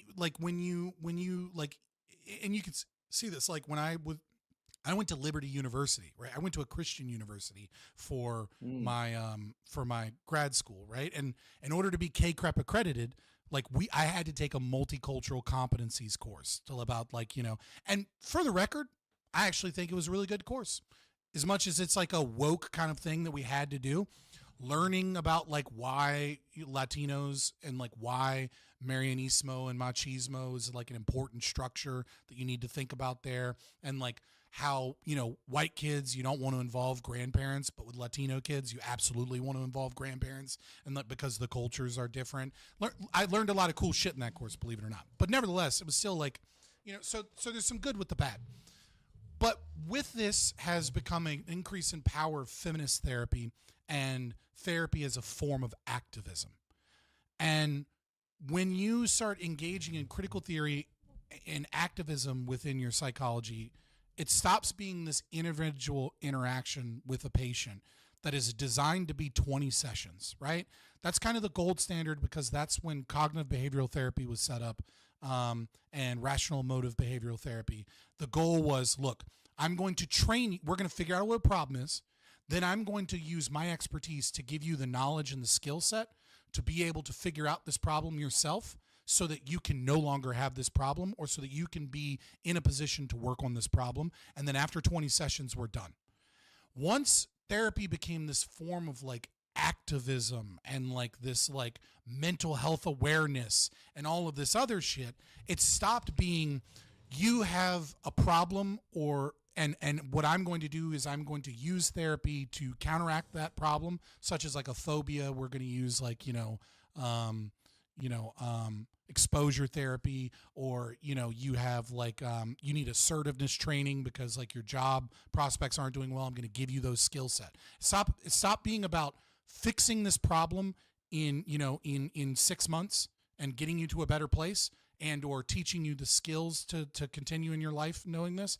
And it started being about having this relationship with therapy as an institution, as a culture, and as a form of activism, and then like healing as a wounded. So there's this term called wounded healer in psychotherapy, which is like, it's always seen as a double-edged sword, right? So a wounded healer, for example, might be someone that was a heroin addict and then became a therapist so that they could, do addiction counseling, right?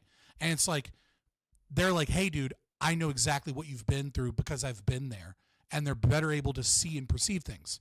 But there's always been this danger with a wounded healer that they project and that they, oh, God damn it.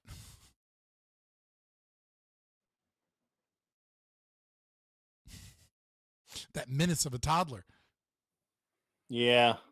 I saw right when it cut out, so don't worry, I wasn't talking a bunch.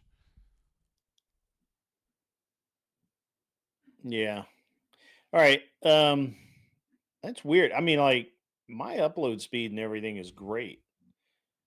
Maybe it's might be the program. Program might need. Yeah, it could just be it could just be. But don't worry, I paused. I paused right when I saw you cut it. I can see when you cut it. All right, well, let's roll through it. Yeah. While you've got a break. Yeah, go ahead. Well, I just want to say, just to wrap it up. So what I think you're seeing is a culture of therapy that leaks into public discourse, social media, into people's lives. Everybody speaking therapy talk. Everybody thinks they're a therapist. Nobody knows what the fuck they're doing. None of the shit that they're doing is evidence based anymore, because it's no longer like, did you see an improvement in 20 sessions? It's like, oh, I go to my therapist every week. And it has been disastrous towards parenting, towards our social circles. It's every girl, oh, my ex was such a narcissist. It's like, bitch, if you met a real narcissist, you would really understand how fucking crazy they are. Like, if you met a real malignant narcissist, you would like you would understand just like how your boyfriend isn't a narcissist. And so I think that's a major part of this problem. So I like everything you said, and I think it's accurate. I actually had counseling when I was younger that was it was worthless. Like I never really like connected, hit, whatever, however you want to say it, right? Mm-hmm. And but I understood early on that the person talking to me was there to get a paycheck and was there because they had to be there, and that was that was it, right? And they have more, and actually I feel like that they had more of an interest in getting me to be less than normal or more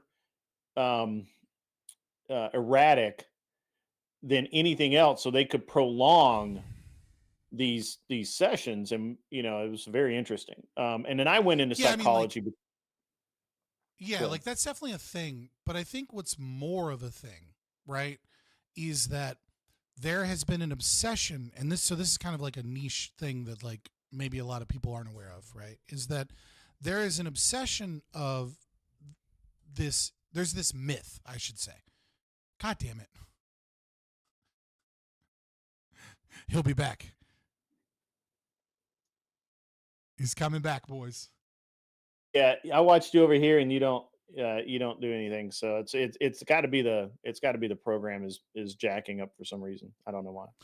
So what I was going to say is there's this myth, right? And the myth is that all talk therapy is like some level of good.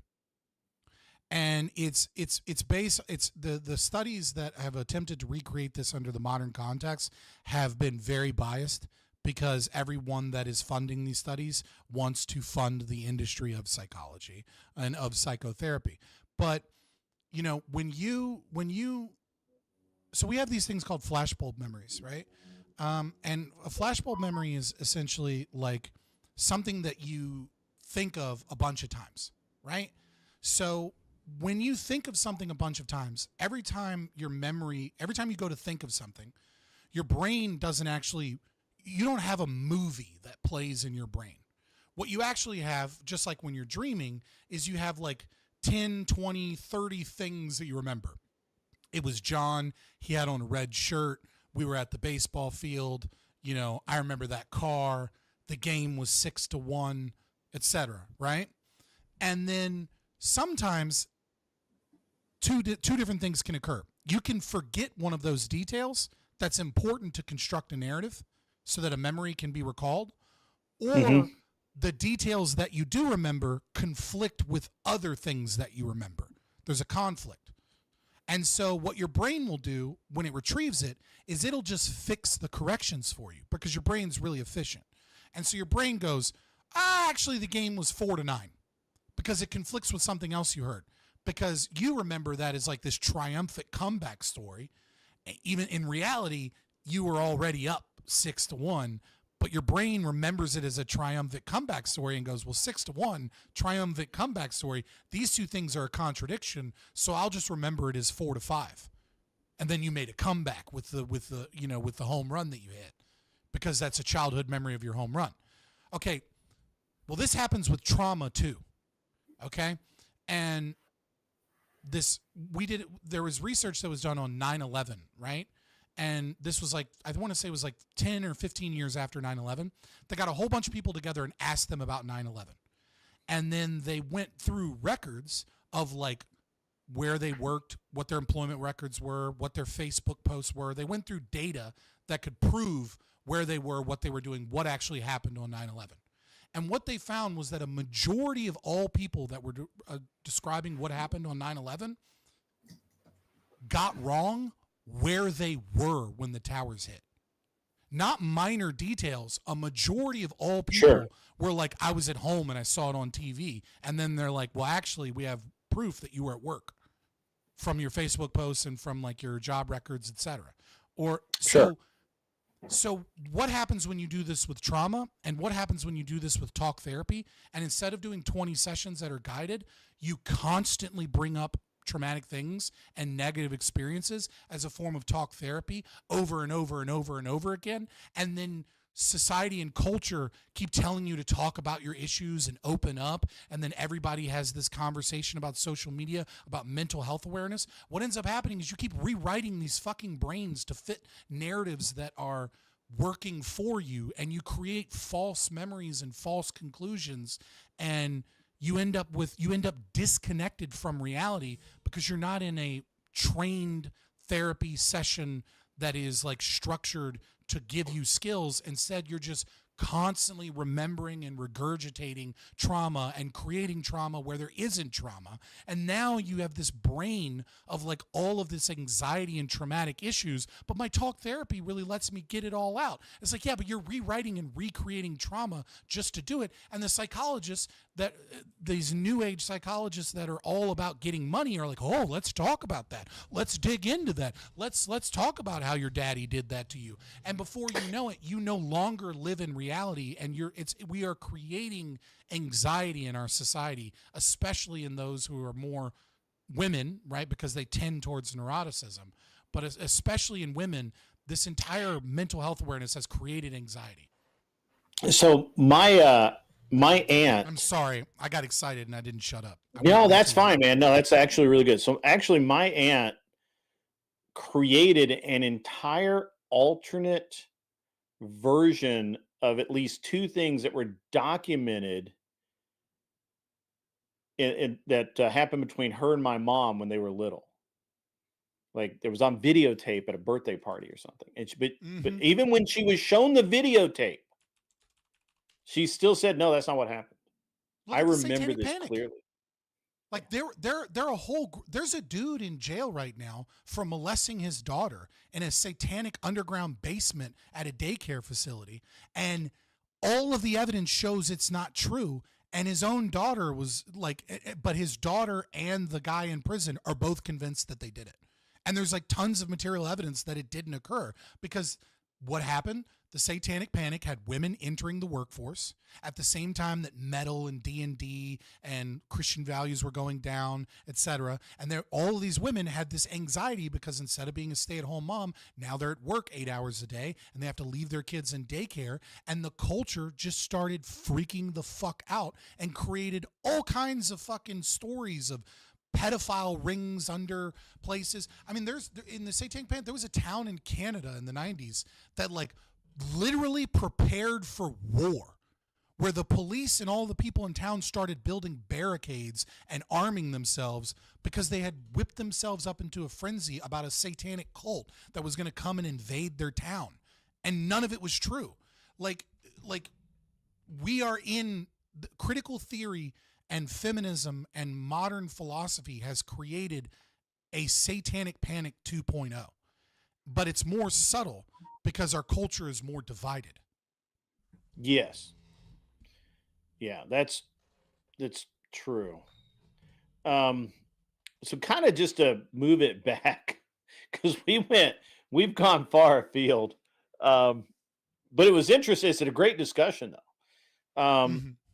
I don't necessarily, I wouldn't single out that,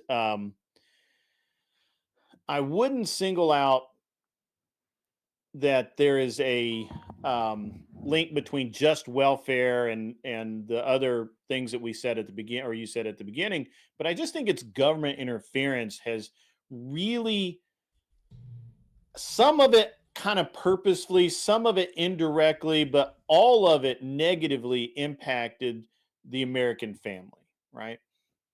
And there's no, it's a government. There's no remorse. This might be a definitional thing. You realize that libertarians call all of this welfare, right?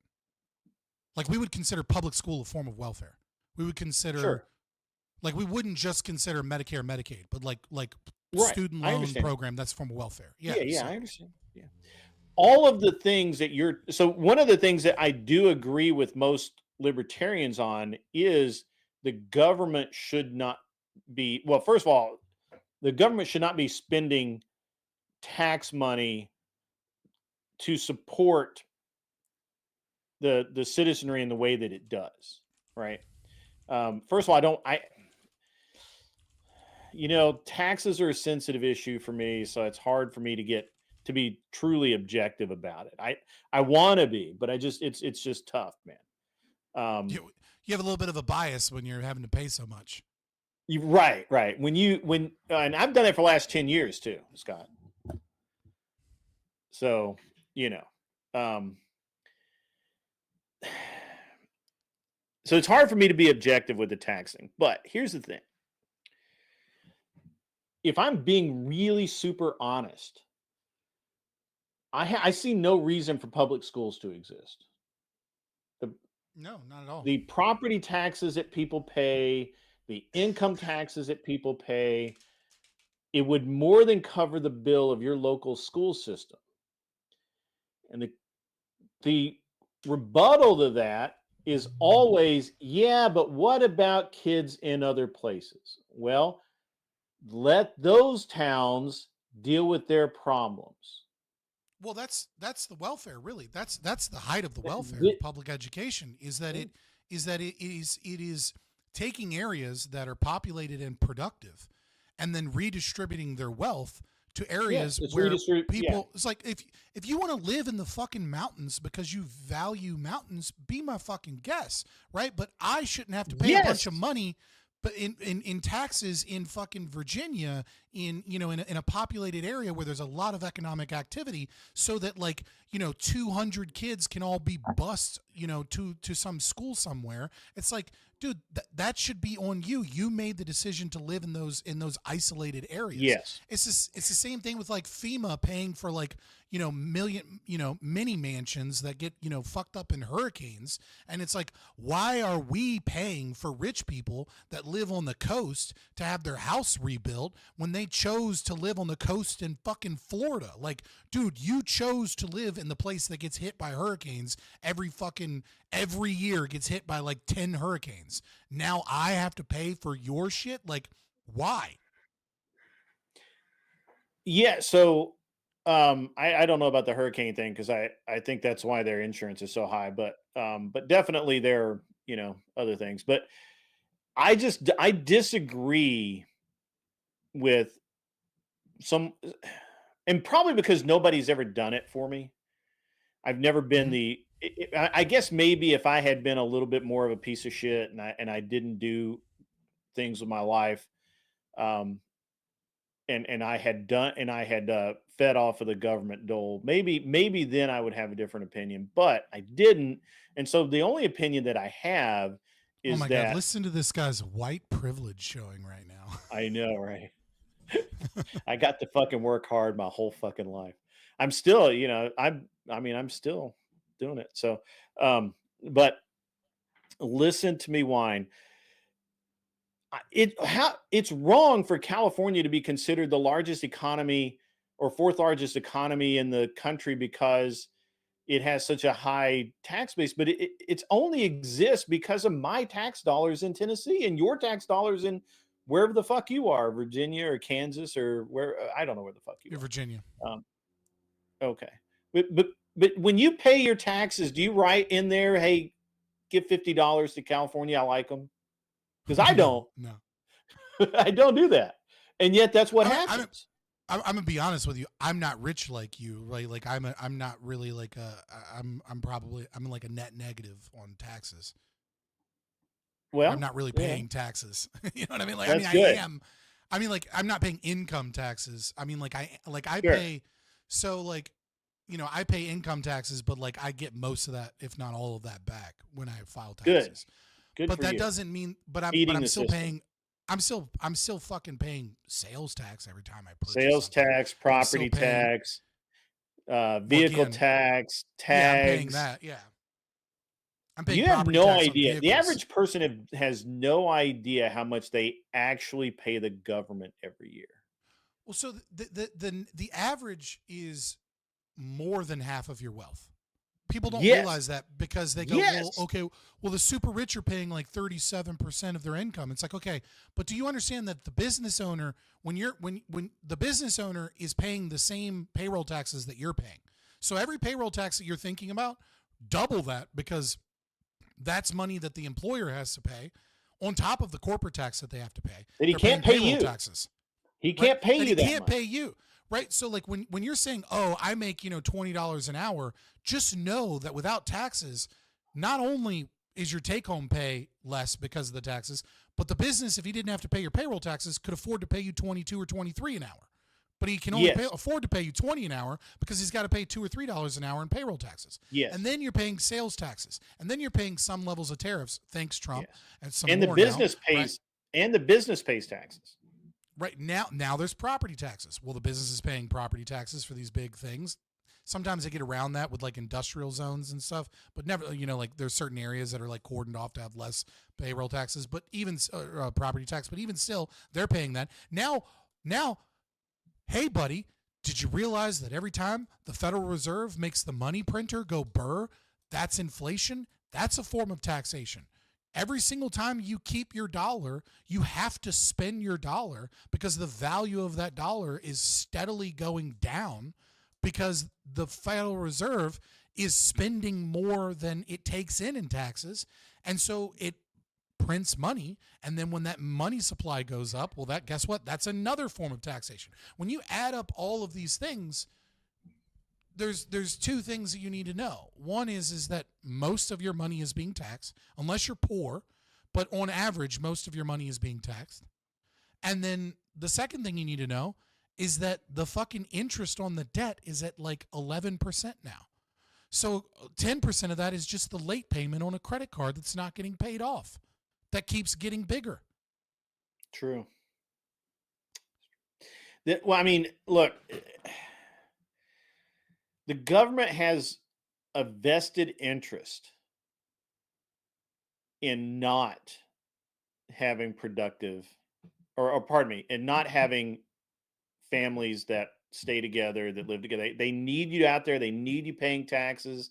They need to collect fines. They need to collect all of this money. And we are, so our I society. want to circle this back. I want to circle this back to the conversation about Red Pill. Roll it back. We've gone once because again far. There is a reason that immigration and multiculturalism and taxation is all wrapped up into the same fucking boat of destroying the dating market. Because what has happened is Social Security and welfare systems have caused, in my opinion, have been one of the major causes, along with all other forms of welfare, public school, all these things, right, have caused families to no longer be constructed and be incentivized towards keeping wealth in the family, because all of these other social safety nets exist for everything in America and have isolated us.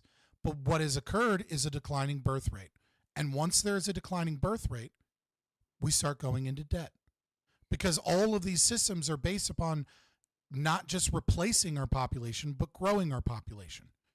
And so what the solution is not to get rid of all of these welfare systems that are destroying families and destroying the birth rate. The solution has been, we'll just replace the birth rate by pushing multiculturalism and importing immigrants. And what we're seeing, and there is a reason that so many white supremacists and so many like Nazis and so many like, Groyper type people are so angry and seeing and connecting. They're not quite connecting the dots because they just think it's Jews hate white people. But what's really going on is that they have created all of these family destroying things. And then in order to maintain them, they need to import immigrants in order to maintain them. They need new tax bases because we're not breeding enough. And then, so what do? They push multiculturalism. Diversity is our strength. They push advertisements about, interracial couples constantly in every domain, because you can't have a white family anymore because that's problematic. Because it's not about, because what they need is they need you to love a surge of immigrants as they come in, because those immigrants need to pay, because what are they bringing in? They're not bringing in a ton of children and a ton of women. They're bringing in a ton of young men. And people go, it's military-aged men. It's a takeover. No, they're bringing in workers. They're bringing in workers that they can tax. And that taxation is going to prop up Social Security, public schools. It's propping up, TANF and EBT. And many of them are net negatives, and many of them aren't. But what they need, and they go, well, it's a net negative. Nobody's a net negative in this economy. Once you understand inflation, once you understand sales tax, once you understand payroll taxes, once you understand that there are all these other forms of taxation, everybody, even the poorest amongst us, is still paying taxes, and they're bringing in immigration. And this is having cultural clashes. It's too fucking much. You cannot bring in 10 million people under one president and not have severe breakdown in culture. And when you have that, that causes additional problems in dating markets, in families, in society. All of these things are connected, and all of these things have one major culprit, and it is the state's interference in our lives to such a degree that it is disincentivized family structures, disincentivized, because just like when you have a tax on cigarettes, you're less likely to smoke cigarettes. When you create incentives that make it to where you to steal all of your family wealth, so that wealth is harder to keep in the family, and redistribute that wealth, you destroy the incentive for families to exist. And that is what the state has done. I mean, you're not wrong.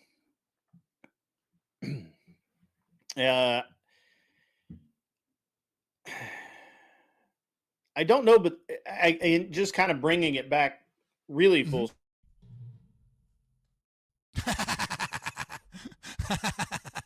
Let me bring it know back that, real full swing. Yeah, I'm bringing it up. No, I'm just laughing because you're like, I'm gonna bring it back full swing. Yeah.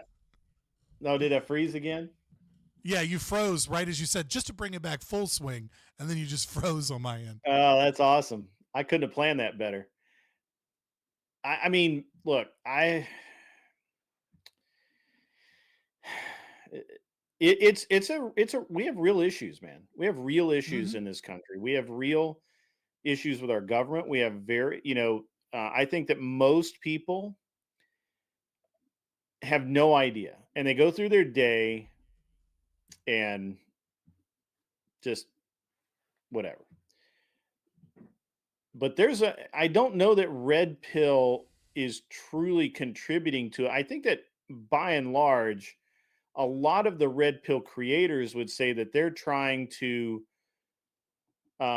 empower people and move them beyond that, just like everybody else is trying to empower. But I don't even know what fucking empowering means anymore. I don't know, but it's just a buzzword. I think that they would. Sorry, yeah, it's just a buzzword. It's just a buzzword. Well, so here's what it means. Okay, there is a philosophical axiom that's present within the left, right? That negative rights are not the primary form of freedom, because when an individual has when an individual has more wealth than you, or where an individual has more like social or human capital than you, that they are in a dominating position over you, because the wealthy elite hoard things, or the patriarchy hoards, lords power over women. And so when they say empowering, what they mean is wealth redistribution, or means of forcing equality is empowerment for the individual that is, the beneficiary of this forced equality or forced equity, because they are no longer under the yoke of oppression of the dominating effect of the power imbalance that is particular to patriarchy, or to the capitalist that has the right to negotiate wages with the poor person that for whatever reason can't voluntarily, do the same thing. That's where that empowerment comes in. It means we've pulled the lever in some capacity towards positive rights that are in conflict with negative rights by redistributing or equalizing or creating some form of equity in what they see as an oppressed oppressor dynamic. But most people aren't philosophically aware of that, so they just regurgitate the term empowerment, but in that domain. That was really concise for you. Sorry, I'm a long-winded guy. You're not wrong. You are. No, I'm just saying that was really, you shrunk that down really well. I thought that was great. I just gave you a whole critical theory, Marxian class. And it's good, man. It's good. I'm turning that into a clip, by the way.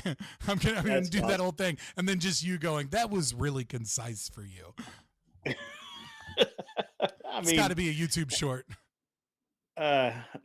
You're welcome. No, look, I agree with you. I think that there's a very, I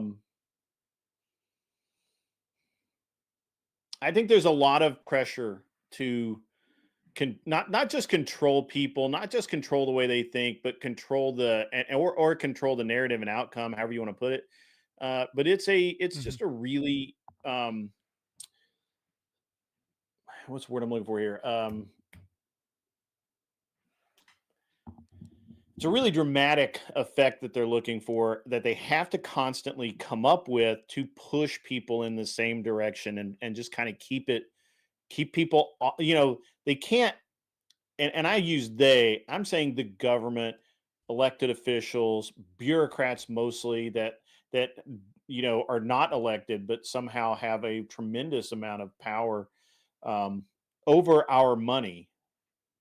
Whether Red Pill or not feeds into that, I think it does. I will agree with you that the prescriptors of Red Pill, all of this, anti-boss babe, anti-this, anti-that, the prescriptors of yeah, absolutely, 100%. I'll agree with you, because I disagree with most of the, if not all of the prescriptors that Red Pill content creators and speakers talk about, right? Like, I just don't buy it.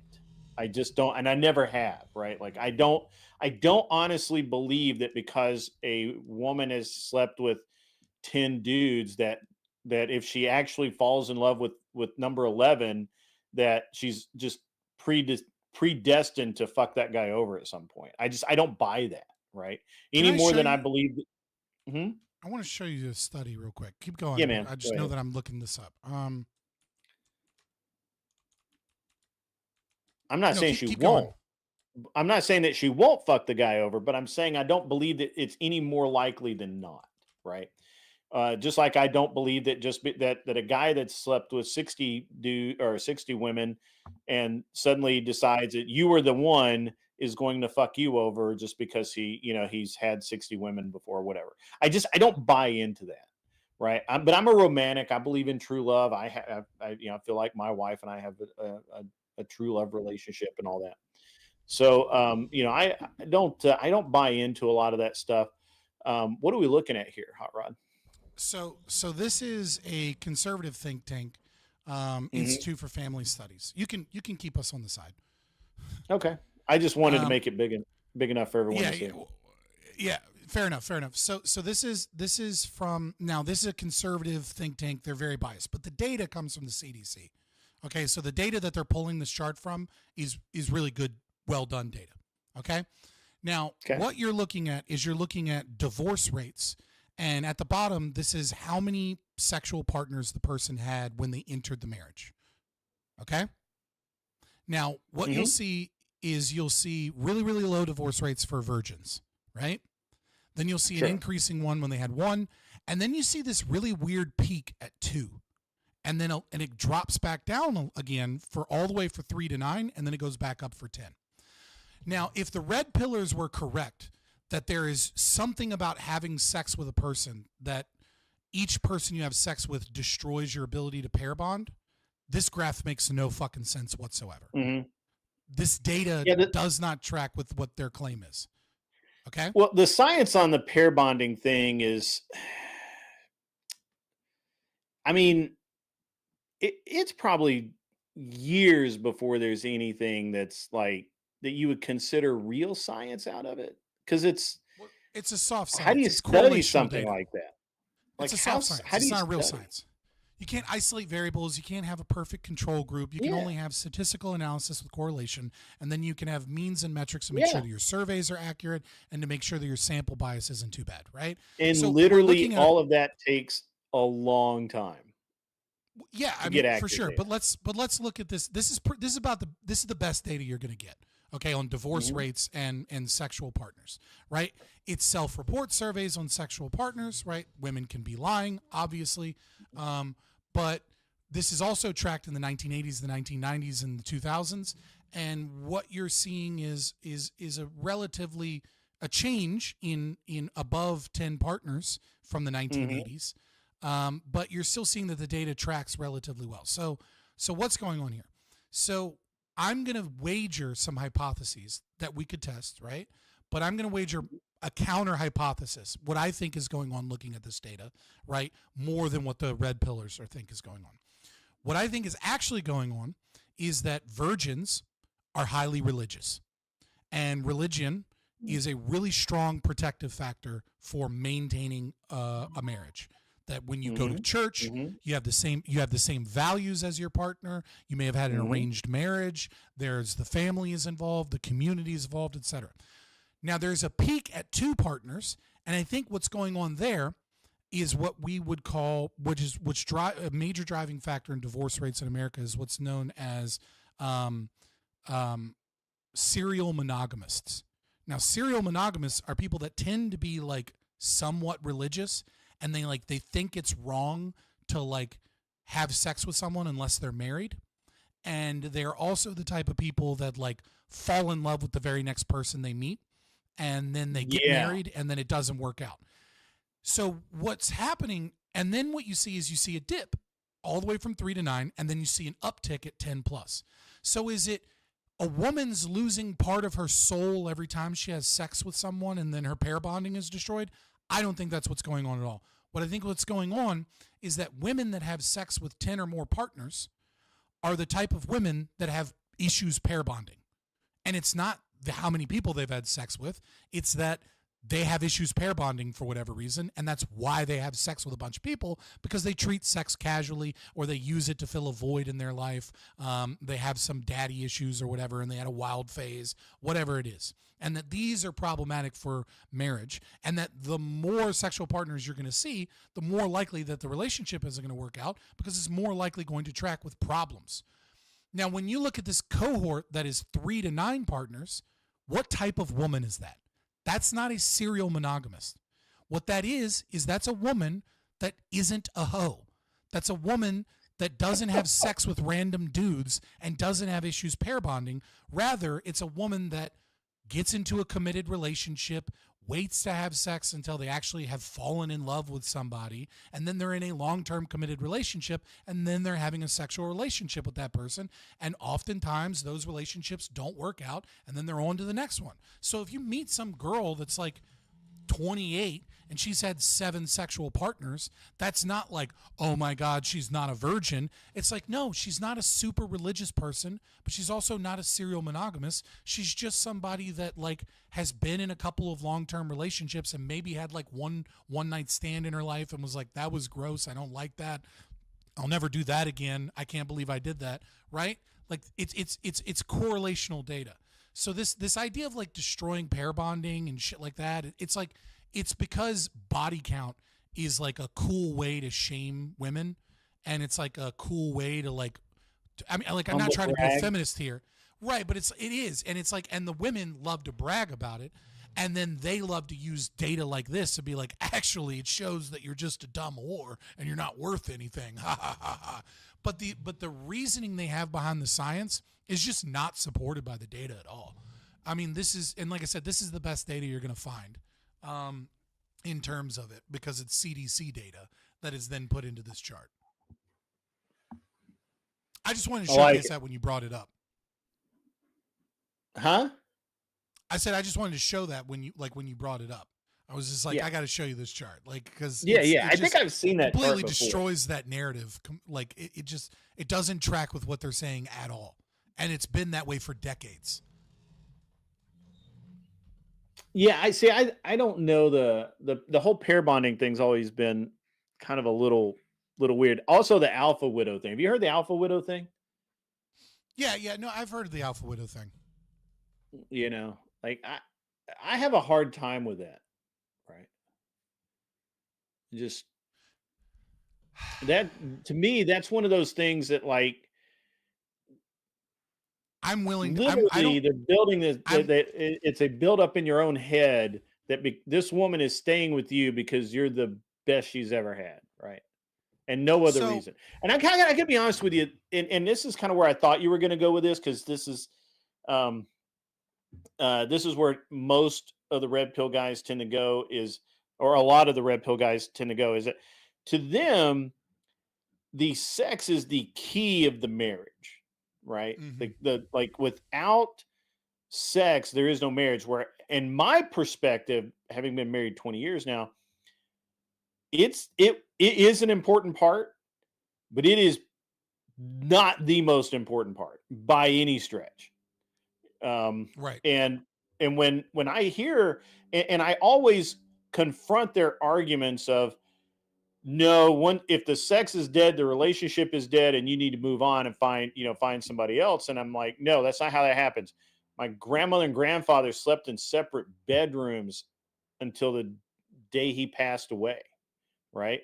Not because they didn't like each other, but because he snored. Right. Like, I'm sure he snuck in there once in a while,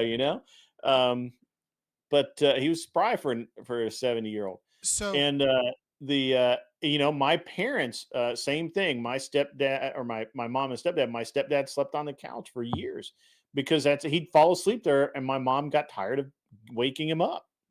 And and so it was, it's a what the fuck? You're good on my end. Yeah, no, I hit I somehow hit pause on it doesn't matter. And my, but my mom slept in the bedroom because she went to bed early. that has nothing to do, like, who cares? Like, what is this idea that I sex think is I the can. basis of So, all so relationships? I want to go to the alpha widow thing first, right? Okay, let's do So that first. I think there is absolutely truth to the alpha widow thing, but with some severe caveats. So I got to hear this. Uh-oh. You back? Oh, dadgummit. Yeah, there we go. Are you back? All right. Yeah. All right, so I think there is some truth to this, and but with some severe caveat. So, remember how earlier in the podcast we talked about the selection bias that these red pill guys have because they're going after hoes constantly. They're not going after regular women. So, what I would say is that masculinity can basically be broken down into 3 stages conceptually. Obviously, no one fits in one box perfectly. Everybody's different. Everybody expresses their, masculinity gets expressed in different ways, different contexts, etc. But what I would say is you have men who lack masculinity, men who have masculinity that is unintegrated, and men who have integrated masculinity, right? So what are these 3 categories? Category number 1 is like your leftist soy boy, very submissive to women, believes everything should be egalitarian to a fault, right? Like he has no level of confidence in a relationship, no desire whatsoever to be masculine, right? Sees masculinity as toxic.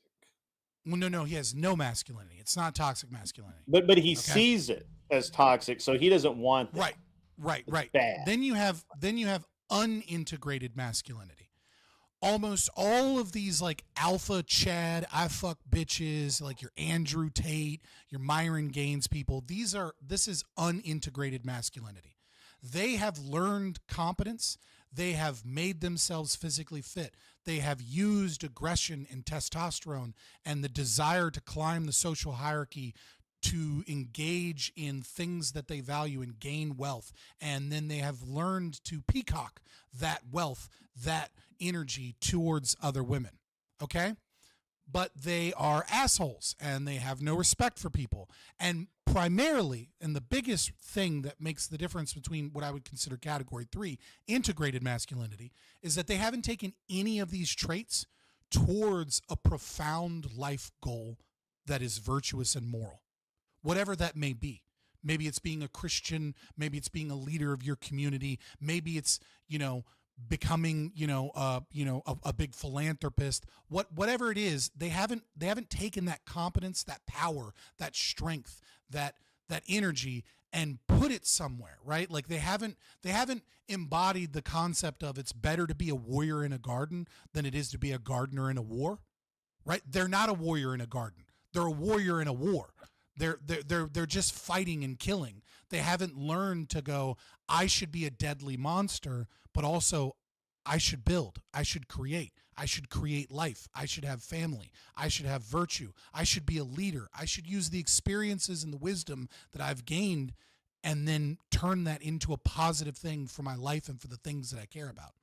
Now, I made those 3 categories, and I recognize that they're arbitrary. I made those 3 categories to explain the alpha widow situation here. Now, the alpha widow concept is your girl settled for you, but some point in her life, there was some guy that choked her and had a 9-inch dick and was a pure fucking Chad and like beat that pussy up. And like for the rest of her life, she's going to be thinking she's never forgot it. And she loves that in every way. Now, when you're self-selecting for hoes, these are the women that are attracted to unintegrated masculinity. These women are the same women that cannot differentiate. They have difficulty understanding the difference between integrated and unintegrated masculinity. And so all they want is a strong man.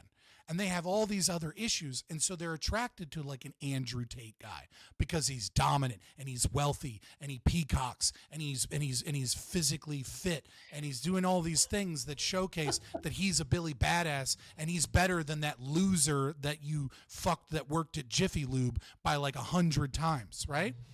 Now, what I would say is that the alpha widow situation is completely untrue if a woman is able to heal her bullshit and become someone that can distinguish between integrated and unintegrated masculinity, or if she never had the trauma or the problems to have that issue to begin with. There are plenty of girls that don't like toxic asshole dudes that like peacock about how amazing they are, but like can't listen to them, and they don't have a moral vision, and they're not doing any, like, to them, those guys are losers. There are plenty of women that look at somebody like Andrew Tate and like, you like to beat women, and like you like to fucking sex traffic 15-year-old girls to Romania and use her as your bottom bitch so that you can trick other young girls into being a part of your sex cam industry, and you like to fuck married girls. Like, you're a piece of shit. You're gross. Like, get away from me, you creep. Right? Like, those women don't have an alpha widow because they know that guy was gross, and they didn't. There's not some female brain psychology that like someday back when she was in college she actually got dicked down by the fucking football team, and like, you'll never compete. You're better than them if you are a person that has that integrated masculinity. But if you're a soy boy bitch that can't be competent and you can't exude masculinity in any way, shape, or form, the unintegrated masculine guy will always be better than you. Because although there's hybristophilia and like, you know, there's like, you know, toxicity and all these bad things involved, at least he's a fucking man, and at least he's confident and competent, and you're not. So I do think that the alpha widow thing is real, but what we're talking about is broken women that haven't been able to distinguish, either in the past or in the present, haven't been able to distinguish between what is a good man and then what is just a man versus someone that is a boy. So first, I want to congratulate you, Scott, on the successful use of the word peacocking on my show at least 3 times. At least 3 times. Right. I mean, I nobody's ever done that before and not been laughed at, and that was awesome. So kudos to you. That was amazing. That was an excellent diatribe. I agree with everything you said. That I've always maintained that if there was such a thing as an alpha widow, that it was a woman who has actually been mentally damaged to the point that her idea of sex is not not one of love and companionship, but it is one of physical abuse. Basically, I can't actually. I don't want to get into it. I'm not going to make a diatribe. Sex is vulnerability. Okay, and Sure. a woman can have pleasure in having that vulnerability in one of 2 ways. And one way is for a man to use, dominate, and control that vulnerability towards his own means and force you into pleasure. And then the other way is for a woman to feel safe and secure with that vulnerability and open up to you. The first is the alpha widow bitch. The second is I like that. Also, Casimir about lost his mind about the arbitrary thing. You should see what he's very unhappy with you. He's not arbitrary, and very wrong. Bad Scott. That's what he said. Just helping you out, man. Okay, you're not okay. You're right. They're not arbitrary. I gave definitions. I gave ways in which they aren't arbitrary. Thank you for being a nerd. I appreciate it. Yes, thank you. That's awesome. Casimir got you. So I'm gonna, when my wife and I got married, one of the reasons that she told me that she chose me, obviously she was an attractive, young girl. She's 11 years younger than me. I don't know if you knew that, but my wife's 11 years younger than me, and she was attractive and all that. I made her feel safe. It wasn't that I dicked her down better than anybody else, although hopefully that is part of it, but I made her feel safe. She didn't feel vulnerable when she was with me, right? Or she could feel vulnerable in a specific way, Right, but right. she didn't feel in danger when she's with me. She never has. And that I think is really as much as much as I can distill what you said into a few sentences, that's that's a big part of it, I think. Right. And if a one and women can associate things differently based on the circumstances that they encounter them, right? And I agree with you. I agree with everything you said, and that was very good. And again, congrats on the use of peacocking multiple times. I think it leads to a much more dangerous conversation. It question, I does. should say. It does. And that It question really is does. is what happens when you have a society that is a skewed masculinity? What happens when you have a society made up of a bunch of men that say we need to bring in immigrants and a bunch of The leftist UK? soy boys? Well, what I mean to say is what happens to the female psyche and dating when the market is devoid of integrated masculinity and the only choices that are available to most girls are bitch soy boys or unintegrated toxic men. Well, we then have to ask the question, what happens when women are taught from an early age that masculine men who fight, who use foul language, who are aggressive, who say what they mean, who do all of these toxic masculinity traits and exhibit them publicly even. Mm-hmm. What happens to society when those women are taught virtually from birth that that's wrong and they should not be attracted to that? And it is absolutely wrong. Huh? What happens is that reality always asserts itself, but now they don't have the skills necessary to differentiate To between, deal with it. to Mhm. differentiate between the criminal, the man that has no prospects, the man that is unintegrated versus the man that Mhm. is. I think you can find there's a rise in a lot of fetishes and kinks involved with Absolutely there immigration. is. Yeah, absolutely. 100%. You see this in the UK where there are a lot of women that are like deeply attracted to the not to the immigrant because it's different, but to the immigrant as a rapist, as a thug, as a criminal. And you're like, what the fuck is wrong with women? Women are so horrible. That they're like this. That's like kind of what you get from like the incel Twitter accounts and things like that. Isn't this proof that women are so horrible? But I think it's just a natural conclusion of a society where men's masculinity has been deeply suppressed and women's ability to differentiate between good and bad men have also been deeply suppressed. Reality asserts itself, and women will choose masculinity in any form over a lack thereof. That is correct. I 100% agree with that. And we see that in countries like Japan where they went very very anti-masculine for so long, and then all of the women are attracted to the masculine men. So I mean, the birth rate in Japan just dropped again. Like they just released like it's crazy, right? Like have you read it's down to 1.2. That's crazy.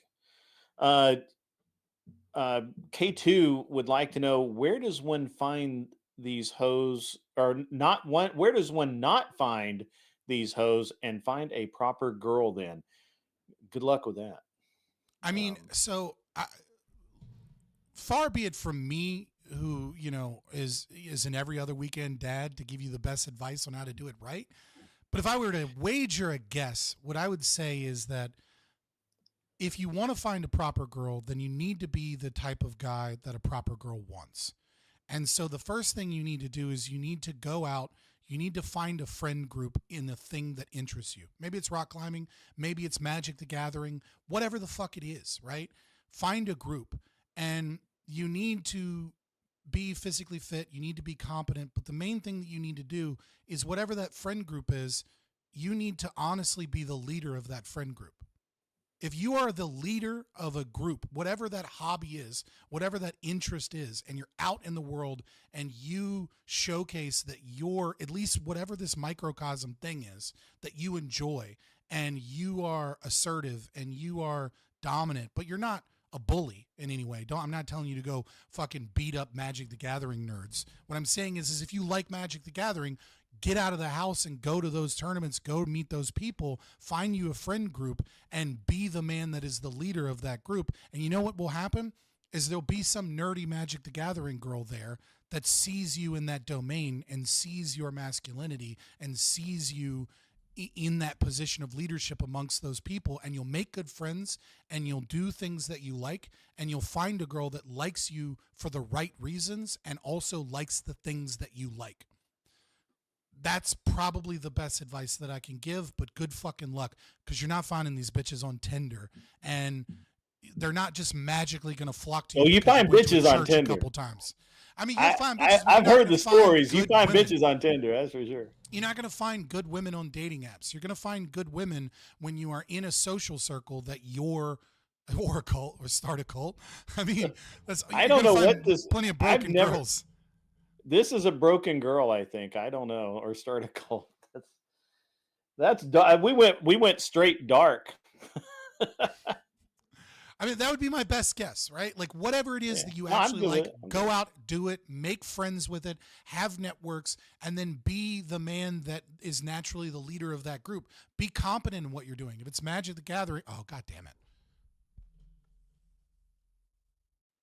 Again? Or am I just being really still? Like, you cut up again, but it's okay. It's just like, go to a group, do the things that you love, be confident, be competent. Get in shape, get your money right, be somebody that is a leader in that area, and like it'll kind of just happen. Well, even if you're a leader in something, or you are the guy who gets things done, I mean, even if you're like, it sounds stupid, but like, even if you're doing things for that club, people see you as a leader, and that's an attractive in and of itself to people outside that circle. I actually I have one of the guys that worked for me. He was in charge of making all the like hotel reservations and stuff, so we could get to the track and have somewhere to sleep. And for whatever reason, the way that he presented himself was he was he's the guy. And all of these like hotel desk clerk girls just loved him. They thought because he's the guy, he's the leader, he's the guy in charge. He wasn't, I was, but that's irrelevant. I was married. So, and I let him pretend that way. I thought it was very funny. And I had no idea how many dinners and phone numbers he got while we were traveling, but it was very, very interesting being the leader. Scott's right. Being the leader at something is, it is attractive. Right. But like, if you're looking for a good girl, right? Like you're looking for someone you want to marry, then you want to be the leader in a thing that you enjoy, or a thing that's important in your life. You know what I mean? And because you're looking for someone that values things that you value, whatever it is. Yeah. You know what I mean? Like whatever it is that you value. And so that'd be my best guess. But again, maybe I can give good advice because I've failed so many times. I've been a toxic guy before. I mean, like I've basically sworn off. I've basically gone MGTOW accidentally. Because I used to be a pretty toxic guy. I've done some horrible things to women, like nothing illegal.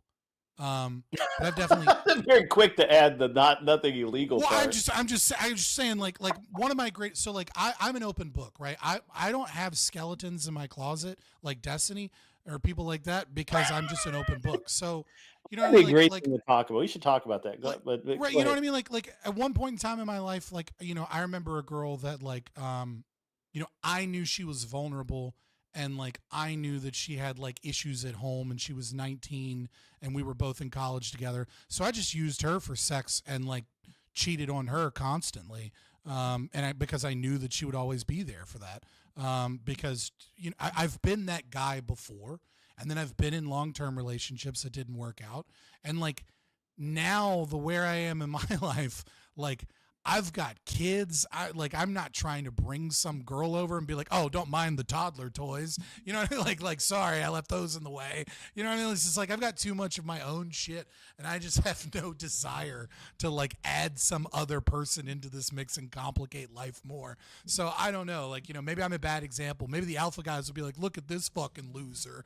You know what I mean? But like, I've had one night stands and sex like in the last few years, and then I just feel disgusting and gross and predatory when it happens. And then I'm like, oh, yeah, that's not happening for another year. Like, I'm good. I'm out. You know, so like, I don't know. So like, you know, maybe I should take my own fucking advice and get off the internet. But I like this too much. Yeah, I'm not really sure the you know, talking shit on the internet part is probably the least attractive. You know what I mean? Like, of all of that's a small pool that you're fishing in that find that attractive, and probably all of them are toxic. You know, like all of them. Like if a woman's like, Destiny, oh wow, as Destiny. Oh wow, you yell at people on the internet and call them retards. I'm so wet right now. If like that girl is probably not worth adding to my my wife thinks it's hilarious. My wife thinks it's so funny. She's like, "You're perfect for this, though. It's great. You should do that all the time." And it's really hilarious because I literally will tell people when they ask me like, "What do you do?" And I'm like, "Well, I do this and I do that," and sometimes I yell at people on the internet for money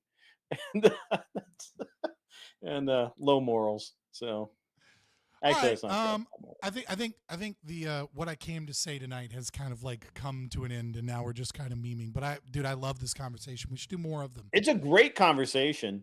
I'm actually really interested in your viewpoint on the latest Destiny foibles because I haven't really discussed it with anybody. So I'm like, man, it's like Destiny has always been an open, disgusting, lefty degenerate that has showcased poor morals and said fucked up things, and then like he does it again and people are like, oh, this is the time that's gonna kill him. Oh, this is so bad. It's like literally all of you bitches knew, and you were in his DMs anyways because you knew that, because you didn't care about his toxicity and his bullshit, because you wanted clout. I don't like any of these girls. I don't look at any of them as fucking victims because they were dealing with a degenerate, fucked up guy for clout anyways.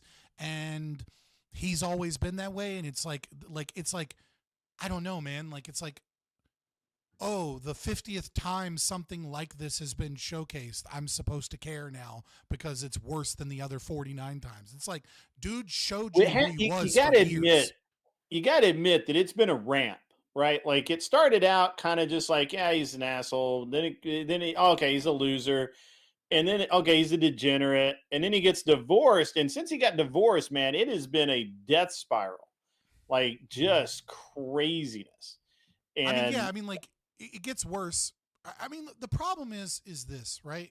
Is when you are a content creator as a streamer, you cultivate an audience. And the bigger you get, the more it becomes difficult to change your audience without a lot of loss. Right? So you and I have probably cultivated an audience of libertarian-leaning, right-wing people who, you know, like being entertained by some of the things that we discuss, and they're probably slightly higher IQ than the average person. I'm not saying your audience is like fucking all geniuses. I'm just saying that like this type of content doesn't appeal to like people with an IQ of 100, probably appeals to people with an IQ of like 110. Right, like I think Mr. Goulet is pretty smart. He's an engineer, so I feel like there's gonna be variability in both. Outliers, right? But yeah, like I got your core audience is probably like a 110 IQ, right wing, you know, libertarian leaning person that likes this type of content. There you go, Scott. Got one from Anson Knowles for you. I saw that. Scott will find himself a good libertarian woman, that 1/5 of 1% of the population, slim pickings. Here's where it gets worse. I prefer black women. So, like I've dated my kids. Libertarian. Definitely. What are you doing to yourself? I can't change who I am, brother. It's just who I am. I don't know what to tell you. But yeah, so So, what the fuck was I saying about? I was just like that. Hunting threw me through a ringer. unicorns is what you're talking about. Oh no, I was talking about Destiny and like audience capture, right? So it's like Destiny over and over and over again. He cultivated an audience that fed off of internet drama, debate bro stuff, and then finding people who were crazy or toxic in some way, bringing them on so that they could be crazy, and then like arguing with them and screaming at them and showing how crazy and stupid they were. Okay, well, the problem is that's a fickle audience, which is showcased by the fact that he made Hassan and he made Vosh, and Vosh got bigger than him and then got smaller than him, but Hassan blew out of the way, right? Like he made Hassan, he made Vosh, he lost big chunks of his audience to those people, right? Like it's a fickle audience, and they're not really ride or die type of people. So what are they there for? They're there for drama. They're there for, screaming at crazy people. They're there for unhinged rants with some level of like political, left-wing bent to them. And then they're there to like feel superior because they told everybody else how dumb and retarded they were, because like they're the super smart, good people that have the right political values. That's what his audience is. Well, what happens when you need to grow that audience constantly is that you need to constantly double down on all the behavior that your audience likes. True. So he needed to constantly double down and get worse and worse with drama, worse and worse with screaming at people, worse and worse with pretending to be morally superior because he has the right political opinions. Then you added divorce. Then you add what looks to be like a fucking Adderall addiction. Then you add like Trump derangement syndrome and shit because he fucking went out to be crazy and toxic, and now he has to double down on it because he can't just be like, yeah, I went too far, my bad, because then his audience would abandon him. And then on top of that, he's always been a disgusting sex pest. I just like, I don't know, man. It's just like, yeah, that's him. I don't really give a fuck. All right. Yeah. Okay. All right. It's an interesting dynamic for me because, I don't have that years of history that you do. I came into this about a year ago. To me, Destiny is just originally was just like another leftist moron. And now I've understood that he's a complete bent dude. And the whole thing with progressive victory where he denied it, and then he obviously he took a bunch of money from progressive victory to say a bunch of really stupid shit, and then all of the stuff he's probably a founder. I think he has more of like a founding role in progressive victory. Do you think it was a founding role? I don't think he was a founding role, but what I'm saying is he was probably the connection to all of those other people. Yeah, well, so I mean, It depends on who you believe. Brianna Wu was saying on with Connor one day that she picked Destiny because of who he was and how great an influence that he had, and blah blah blah. But it seems like that he was the last on board, and that Wu had initially approached all of the orbiters and kind of got them on board, and then went after. But who knows, man? They're all liars, so who cares? Yeah, I don't know. I just think it's an interesting dynamic. The thing that you have to. Oh, thanks. Our mom says, "QQ, are men more dermatitis to caffeine, or is that just my man? This can wait." I got to the "this can wait" at the end. Quick question: are men more dermatitis to caffeine? I don't get what that means. I don't know. Dermatitis means is rash. What? Anyways, she'll clarify. But thanks for the $5 though. My man needs the $5. So. I do need the $5. I'm broke. All right, I'm not rich like fucking unreasonable man over here. No, the thing that you have to understand about Destiny, right, is that Destiny was a pro StarCraft 2 player for Root Gaming. Okay, he wasn't on Team Liquid or anything, but he was a professional esports StarCraft streamer. Yeah. Okay. And then he took a large portion of that audience and went into politics. So there were other political streamers in like the Twitch, streaming space, but he was the first big political streamer to ever exist. Right? Right. there were people that made political content on YouTube and videos and video essays, of course. But in terms of streaming politics and streaming debates regularly and streaming like research and streaming reactions to things, he was kind of the first big name to do it. There were other people that did it, but he was the first one with a significant audience. And so Destiny utilized his hedonistic dick behavior, to bring in a bunch of girls and, give them audiences and give them clout. And on top of IRL streaming with people like Hassan, for example, they would like walk around all the time back when Hassan was like just Cenk Uyghur's nephew that made like a bunch of like college bro toxic masculinity videos about how he smashes bitches and bitches are dumb. And then eventually became, an icon of the left and, which is hilarious. Right. So like he made the entire space. Like without Destiny, there isn't a Twitch poll debate. So that's why so many people on the left have like such a love or like love-hate relationship with him, is that like their careers exist because of him. And then he created all of these orbiters, and then there were people that like came in because there's now an audience there that weren't necessarily DGG orbiters or anything, but they were there because there was a space there. There was money to be made there. There was an audience to get there where one didn't exist before. So like that's kind of why Destiny has so like, because you're like, why does this dude who has as many views as like 100 other people I know have like so much of a name in this space? It's because he made the fucking space. Gotcha. Okay. All right. There's the history. What else you want to talk about? What else you want? I want to. Nothing. I'm ready to wrap up, I think. That's never happened. Somebody write this shit down. Scott, No. I doubled up on the weekends with my kids because they were like sick another weekend. So I got to like go to the bank tomorrow and then like get ready to like have my kids over for the weekend again. Okay. So you need to drop off, and you need to go get some shut eye. I need to like wind down. I don't know about you, but like this gets me amped up. I can't sleep for like a couple hours after a stream.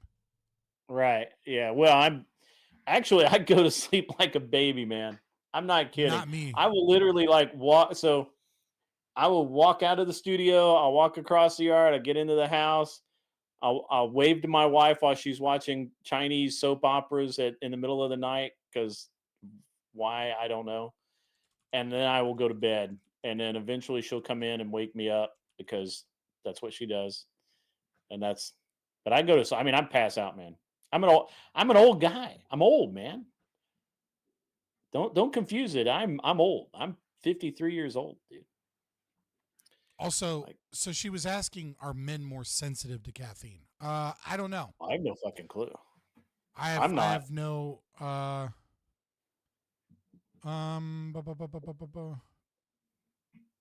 Yeah, I asked Grok out of curiosity, and like it's inconclusive. So there you go. What do you think about all of the AI stuff that's going around? What do you think about that? Oh, I'm 100% on the AI train. I celebrate. Let me put it to you this way. Every single artist and every single office worker who gets fired because their job is replaced by AI, I celebrate that as a success for human progress. And I don't mean that in a callous way. I think that that's wonderful and amazing for the human species, every single job that is lost to AI. And I can't wait for all of the truckers to lose their jobs because they got replaced by self-driving cars. I understand that a bunch of Luddites are like, oh no, how will the farriers make money now that the car is being mass produced? And they're like, the truckers will lose their jobs. What will they do? You were talking about the greatest labor-saving device that has ever been invented in all of human history, and it is going to massively reduce the prices in goods and services throughout the entire world, and it is going to lead towards extreme innovation and progress for the humanity as a whole, and I fucking love it. It is a tool that should be utilized to its full capacity and invested in as much as anyone has a fucking brain to invest in something. Well, a lot of my listeners are truck drivers, so I'm going to be hearing about this yeah, one. it sucks. Yeah, it sucks. Well, because like here's the thing: people are like, "Oh, they're gonna like." No, self-driving cars fucking suck in the city. So what's gonna happen? That means the shitty truck drivers that have shitty track records and aren't don't own their own truck because they're not like an operator contractor, right? Are going to lose their jobs. And then the people that are operator contractors that do good work are going to be driving shit around the cities, and they're not going to be doing long distance treks anymore. And you know what's going to happen when self-driving vehicles replace all the truckers is the cost of literally everything that has to be shipped across the country is going to go down. The cost of food is universally going to become cheaper. The cost of every electronic is going to become cheaper. Bedding is going to become cheaper. Clothes are going to become cheaper. Everything is going to be cheaper when that happens. And when things get cheaper, okay, and prices go down, there's all kinds of market opportunity for new jobs that tons of businesses were like, ooh, I could hire new employees, but the market's not really there for it yet. Or like this project's too expensive and like the expertise I need would cost me like probably $26 an hour, but I wouldn't make any money off of it. And then once prices go down and AI replaces jobs, they're gonna be like, oh yeah, I can easily hire somebody for $26 because this tool is gonna allow me to hire 1/3 the people for the output that I'm going to be able to put out. So all types of new jobs will be created in areas that we never even thought possible or wouldn't even think of. Meanwhile, all of the things that are expensive now that are luxury items will become commonplace items. Like, you know, refrigerators and AC units used to be a thing only rich people had. I fucking hate anti-AI people. It pisses me off to no end. In 1997, the first flat screen TV became available to the market. It was Fujitsu. It was a 480p TV. It was 42 inches, and it was over 40 pounds, and it cost somewhere between $17,500 to $20,000. Adjusted for inflation, that's about $30,000 in today's dollars. Now I can go to Walmart, and I can buy a fucking Hisense TV that's 40 inches, 1080p with Roku built in for $124. Please shut the fuck up, anti-AI people. I hate it. I will debate anybody on AI. Being against AI is the dumbest shit ever. What's your favorite subject to debate right now? What's your favorite subject to debate right now, Scott? I don't know that I have a favorite. You know, it's just like I get passionate. I'm so ADHD that I can get passionate about anything mid debate. You don't have like a really like for a while. You don't have like a really favorite thing right now that like you've just done a deep dive on to really get into? I mean, like, so like for a while it was trans stuff because I'm like, I know I've read a fuck ton of queer theory and I have different opinions on stuff like that. And I've read a lot of critical race theory and stuff. I actually really like it when you slam Doobie and some of those other guys on, because they'll bring up some trans issue and you'll be like, no, you're wrong. I read this. I know what I'm talking about. That's great, man. Because they did not read it at all. Anson Knowles, thanks for the $5, man. AI isn't going to fix anything. It's just a market distortion, a misallocation of resources caused by the printing of money. That's his favorite phrase today, by the way, is printing of money. I think he's used that 6 times in the various shows today. He's so he's wrong and he's not wrong. Okay, is my opinion. Anson. No, he's always wrong and not wrong at the same time. It's normal. Well, no, I would say like I would say it's completely wrong to say that it's just a misallocation of resources. That's all it is, or that it is just a market disruption. Like, no, it's a labor saving device, right? Like labor saving devices are huge. And when they're invented, they have always been good for the economy and good for people, right? If I build a machine that makes labor safer and allows me to have less labor or, you know, have more productivity for the labor that I put in, that's a good thing. But he's not wrong in saying that the misallocation of resources and inflation makes things like automation and AI cheaper to do, right? Like, So like if I raise minimum wage, it takes a long time for the market to correct for that minimum wage. Or if I cause artificial inflation, it takes a while for the market. And so the initial investment into labor saving devices and automation is like can be where the money is at. So in a way, AI and automation gets more money than it should get in a free market because of money printer go burr. And so like he's not wrong in that like it might be too invested in that domain, but that doesn't like dissuade me from my original argument.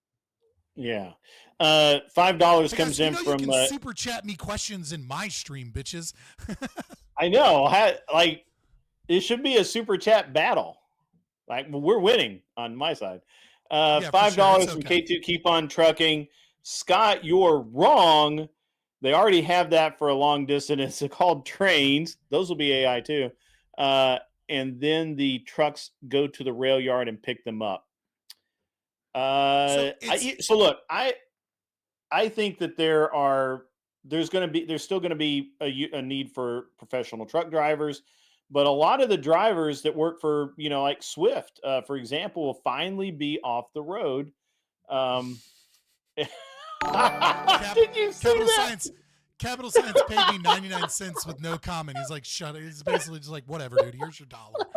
You want a super chat? Here you go. That's honestly, that's like the best fuck you of the night right there. That's I ain't gonna lie. Capital Science. There we go. Ticky tack. Sorry, Scott. Libertarians don't have money. You might want to switch demographics. That's not true. Libertarians do have plenty of money. It's just that they're fucking autistic and they're not stupid with their money, so they don't just pay people for no reason. They're like, hey, do you bring me value? Can you give me value? So they're smarter with their money. Lefties, especially, and socialists are like, oh, I like this person. Solidarity. We need to give them money. And that's why lefties make so much money. But I love you guys nevertheless, and I would never pick a dumb audience over an audience that just pays me a little more. I appreciate it. And then Silver Ogre paid $5 just to match chat. All right, go ahead. What you were saying about trains? All right, so yeah, I mean I get the arguments, but there will always be some usefulness for professional drivers. But I agree with you. It's a labor saving device. I mean, look at just 3D printing, right? Mm-hmm. Like 3D or 5-axis machining. Like I remember when we started looking into 5-axis machining, it was horrible. It didn't really work, but the promise was there that it would. Yeah, you could load early adopters that waste their money on it, and then eventually it gets better. Yeah, and it was so cool how it went from this barely make one part to making a room full of you have a room size 5-axis mill that makes 100 parts at a time, and it's just so fast, and it's great. And it's guys, I don't know if you guys aren't seeing what's going on over in Scott's chat. We're getting smoked. Stacy said she could match anything and then just put $20 up. Yeah. But it, so like 5-axis machining, it's revolutionized the manufacture of small production run machining, right? Mm-hmm. I mean, you to the point where it's crazy where it's at. So I want to do your super chat justice when talking about trains, right? Yeah. Right. I want to reward people that pay money for, like, I want to answer that fully about the I'm wrong thing. So it's interesting that you bring up trains for a couple of reasons. Number one, until the 1980s, there were massive regulations and taxes on the trucking industry to prevent trucking from overtaking the railroad industry. Like, railroad industry massively lobbied the government. One of the big reasons for the Civil War isn't beyond, obviously, slavery is a big thing, and free white labor, etc. But one of the big reasons for it was that the South was heavily tariffed, and much of those taxation went towards the railroad industry and congressmen that owned Stockton rail companies.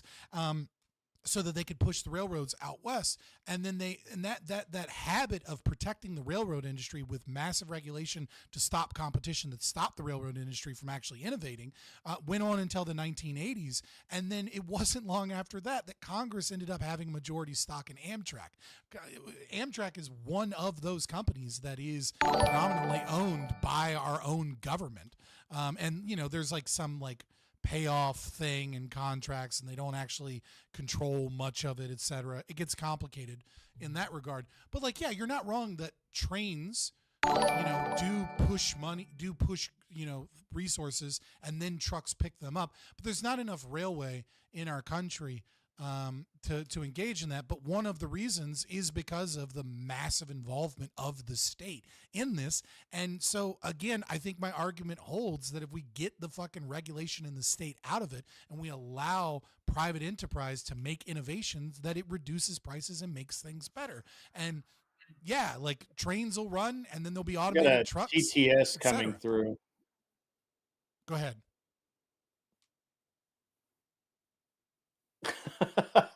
You can't hear it because you're not on YouTube, but ZD Den donated $25 because I can, Stacy. Appreciate it. And then we got K2 coming back at you.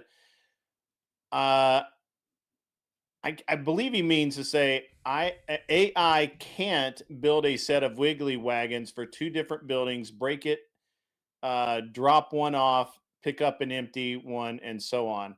Not yet, they can't, but in theory, they could. But he's right. You know that it will take a long time for that to come about. There's a lot of things that, right. My argument isn't like fuck the truckers. I can't wait for them all to be, you know, gone because I hate truckers. And my argument isn't that like AI or self-driving vehicles is going to replace all the truckers. What I said in the beginning is what I still stand by, which is that like long distance trucking, right, that is predominantly on highways of like regular goods will be the first thing that gets replaced. And the people that are underperforming and aren't owner operators will be the ones that get replaced, right? The people that like that have a good track record, that are owner operators you'll see a growth in them doing short distance, or, you know, kind of like what you're describing, I think, because I'm not sure what the fuck wiggly wagglies are. Cause I'm not, I'm the I'm multi not trucker. when you see the two, we call them tandems. Okay, yeah, tandems. I've heard tandems, right? Like when you're talking about irregular loads, right? When you're talking about, you know, things like that require more skill, you're absolutely right that AI is not going to be able to do that tomorrow. It's going to take a long time, but it is an asymptote, right? Or exponential. Sorry, it is an exponential, right? Like it builds off of itself. So you know, once self-driving cars become a regular thing, the amount of time it took to make self-driving cars, it won't take that long before it can start doing things like that and do it better than humans. But you're always going to need humans to manage things. So for my super chat, Anson popped into my chat just to say, so Scott doesn't get his cold libertarian lack of feelings hurt. And Mr. Bulle also hopped in my chat and said, my libertarian neighbor Anson Knowles posted a newspaper ad selling his collection of Star Trek ships. And here I thought he believed in free enterprise. That's pretty funny. That is funny. It's geeky, but it's pretty funny. Mr. Boulay is awesome. He's a good dude. He especially comes up with these very interesting tactical soap ads. So. Yeah, I've seen those. Yeah. Hold on. Let me show you something before I get out of here, since we're talking about the fear of AI. I found this the other day, and it is the most hilarious and terrifying thing I've ever seen. Okay, so first let me share screen. Okay, can you get audio through the screen share? Usually, yeah. Okay, so first, this is an ad from Clone Robotics, okay? And what they're doing is they're basically like trying to develop androids with an entire human musculoskeletal system. Mm-hmm. Probably more likely than not to develop better prosthetics, right? So they posted this as their own ad, and it's I don't know who told them this was a good idea, but this is how they decided to show the world what they were working on. First of all, what the fuck? Okay? Right? What the fuck? But I showed you that to show you this, which is this tweet thread that says, hope the guys making this thing are recording a bunch of increasingly ominous audio logs about the process onto individual USB sticks and scattering them around the facility. I'm going to share this with you, chat, because what occurred after that, what is in this thread, it is the most beautiful thread I've ever read on Twitter. It had me dying last night as I went through all these. Martinez has been on my ass again about the kill switch code not being fixed yet. God, he won't shut up about it. I keep telling him it'll only take a few days to fix after I get back from my skiing trip, and we'll patch it in after the machines go live. He never listens to me. It is hundreds of these. Like final log. During testing today, I watched the unit crush a fly. When prompted as to why, it said, nothing weak shall flourish. Tonight, a small group of us are planning to meet about a course of action. Whether Hellstrom likes it or not, we're shutting the program down. It's just people This is awesome. writing and like this one. The code to secure this to the secure wing is 47288. One moment. I'm going to investigate the strange noise coming from the air shaft. It's just hundreds of people putting together like USB sticks from the factory of this place like it's a fucking Fallout or fucking BioShock game, and it's amazing. So I sent you the link. It is worth a read. That's sure. great. I was dying great. reading that the other night. Have you ever actually seen the inner workings of how they have that for lack of a better word, like it's on an elastomer cable, but it responds to electricity, and it's basically muscle tissue, except it's like polymer or something, and that's how that's the next generation of prosthetics. It is crazy. Yeah, I mean, like, so what they were doing in that video is they were sending electric signals through it to like they had hung it up, and then they were sending electric signals like in a way that like mimic our autonomic nervous system. Yeah. So that these prosthetics, you know, theoretically, when built, will literally be able to replace like your own tissue and get the same electric signals that an arm would get. Right. It's wild. Yeah, it's crazy. it's pretty crazy stuff. Pretty crazy. But I'm not for making an android and hanging it up on meat hooks and torturing it and being like, isn't this cool, guys? Seems like a bad idea. I don't know if Hollywood fucking, you know, whatever, but like, can we not? You can't make it up. You can't make that shit up. $5 comes back in from K2 Keep On Trucking. There's not that many owner operators left. Companies are left companies, bro. Yeah, no, he's right. Fair enough. Yeah, I mean, he's right. I can't say who he works for. But he works for a big company. So I'm actually just curious. I'm Googling, or not Googling, I'm grokking what data there is and percentages of that. Just out of pure curiosity. So it's roughly 49% or 1.7 million are owner operators. Yeah. So I don't know what not that many means, which is 1% less than half. Up where he's owner at. Operator Drivers Association and some industry analysis suggests a lower percentage. So so the Owner Operator Independent Drivers Association says that they believe it's 16%. But the American Trucking Association says that it's 49%. So maybe he's fucking right. I don't know. The discrepancy arises from different definitions. I think it's how they count it. I think one of them is counting basically anyone that drives a heavy, anyone with a commercial license, whereas he's the other really leases. only care about over the road. It's leases. So the discrepancy is that the OOIDA is only counting people that like have basically paid off their vehicle. And like aren't leased to some other company or like kind of like rent to own situation. Sure. Yeah. That's fair enough.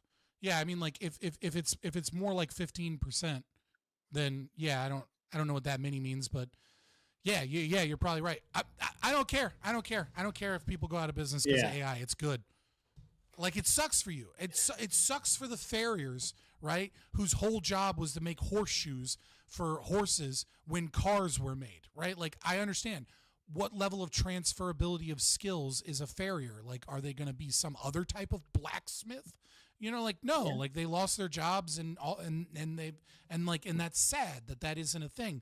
But like, you know, the best of the best will still do it. And the rest will have to find, you know, new jobs. That's creative destruction in an economy. It is going to be interesting to see when the pace of creative destruction increases, what that does to the economy, right? Like when people invest their lives in a business or in a type of skill, and then that skill overnight is kind of like no longer valuable, like, and that's happening at a quicker and quicker rate because of the exponential increase in technology. Like, what is that going to do? Well, is that if going we to be go by destructive what to our happened, culture? Maybe. well, if we go by what happened with, and just use your example of farriers, Chip and Flynn is right. They're still out there and they make great money because there just aren't that many, right? Right, but it's like 99% of the farriers went out of business once cars became like widely available. But also, it didn't happen overnight. But they became mechanics to work on the cars, right? Sure. I mean, they had to learn. They had to learn and educate They themselves. went on into a entirely new trade. skill. If you're a tradesman, you are going to go into a new trade, right? Right. I'm just saying, become a welder or something, because that job's never going away. Even when the machines replace you, they're still going to need human welders. Yeah, actually, that's an accurate thing. That's why my brother does that. He's a welder, and they've actually talked about bringing in robots to do the welding, and that it's odd to think about it, but by the time it's all said and done, it's the human doing it is still a better option currently. Yeah, that's kind of the thing. It's like, we'll see. You know what I mean? Yeah, I mean, things change, right? $5 comes in from Anson Knowles. AI is my precious. She gets me better than any woman ever could. Also known as intelligent robotic women will end the human race. Oh, have you heard about it? You know, in Japan, they've actually had a dude marry a synthetic person robot thing. There's always some weirdo. Like, I mean, like I remember like 15 years ago when some hippie married a tree. You know what I mean? Like, cool weirdos exist at some point. Nut picking. Yeah. Like, have you seen the latest? Coming robot? full circle. We're going full circle, boys. We're going all the way back to the beginning. Libertarians have the solutions to the problems, because when the women have to compete with the AI robots because the free market unleashed a horde of plastic whores, what's going to happen is that the women are going to have to become better. All right? The women are going to become fucking amazing. They're all going to learn how to gluck 5,000, and they're all going to be home cooks that like educate themselves. They're going to become amazing because they have to compete with the fucking the Nancy bot 5,000, and I'm for it. All right. For real though, that could be a problem. Like, that could be an issue. I have to see what happens when that occurs, man. I don't know, man. That's a tough one. I don't have all the answers. You've got to see. So, we have to do a discussion one night on the next evolution of androids, because they're literally, it's crazy what they're doing with these things now. Like, oh god, yeah. Nuts. It's crazy. Well, like, so here's we a real scary got to thing. talk about that. Everything they can do with androids is only like a year or two away from doing to trans men. All right, so just be afraid, because in like 10 years, you're not going to be the we can always tell crowd stock is going to be going way down. Yeah. Oh, before I forget, we got to talk about one thing. $2 comes in from Anson Knowles again. Chadbot will just replace the men. That's hilarious. That's already a fucking thing, dude. You go on Twitter and you see these accounts that like sold a New York Times bestseller book that you've never heard of, and they have like 400,000 followers, and you're just like, I know none of this is real. You know what I mean? Like you have like the same milquetoast dumb journalist opinions as like a billion other people, and you have these giant. I don't know what percentage of that is bots and what percentage of that is USAID money, but like that's a fucking like we're already there, brother. The chat bots have already replaced us. No, we're talking about like he said Chad bots.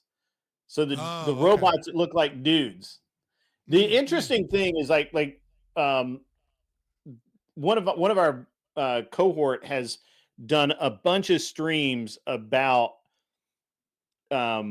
these synthetic people kind of deal, robots, androids, whatever the fuck you want to call them. The technology is insane right now. It's really, really scary right now.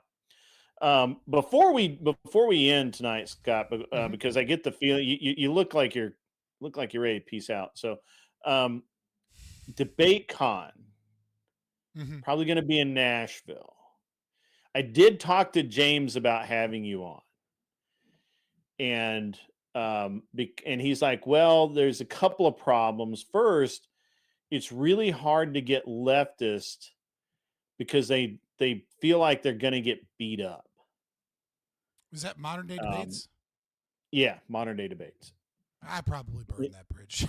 I was talking about it the other night because like dude DM'd me because Rob Noor and I were kind of talking shit because like well, I brought you two up. Oh, okay. Oh, so you don't know. Oh, this is great. No, he DM'd me and was like, hey guys, I heard you both mentioned in an objective and non-gossipy way that you felt like MDD rarely lets you on. Rarely lets me on is weird because I did one debate. I did that. And then I appreciate it, but he left me on red for a week now. Yeah. So. Well, so James is a weird dude. So I'm actually helping with DebateCon 6. It's going to be here in Nashville. I'm handling most of the operations part of it. One of the things we're definitely going to have is we're going to have a kind of impromptu debate area for people who come to watch the debates to debate. And I'm trying to get we're going to have at least one or two rooms where the debates are going to be going on all the time. I keep trying to make the point to James that yes, obviously people are coming to see the headliners, but people will also come to see the guy with 2,000 subscribers. But that some of it are going to come because they're in it for the love of the game, right? And they're going to come to watch. You, who's gone up against some of the top debaters out there and held your own. And I told James point blank. I said Rob Noor is probably the best debater, period. I don't care which side you want to pick. I think he's top shelf. And I said I think second would be Scott. I said I think it's really hard to beat Scott in a debate. He knows his positions. He understands where what his lines of logic are and all of that. So he's just really, really hard. Well, I told him to beat in a debate. DM'd me. He DM'd me and was like talking about. I was like, look, people don't really like the political stuff, and I'm like, okay, but you do political stuff. And he's like, well, he's basing that on a very poor assumption. And we talked about that. Regardless, let me just say what he said, right? Like, sorry.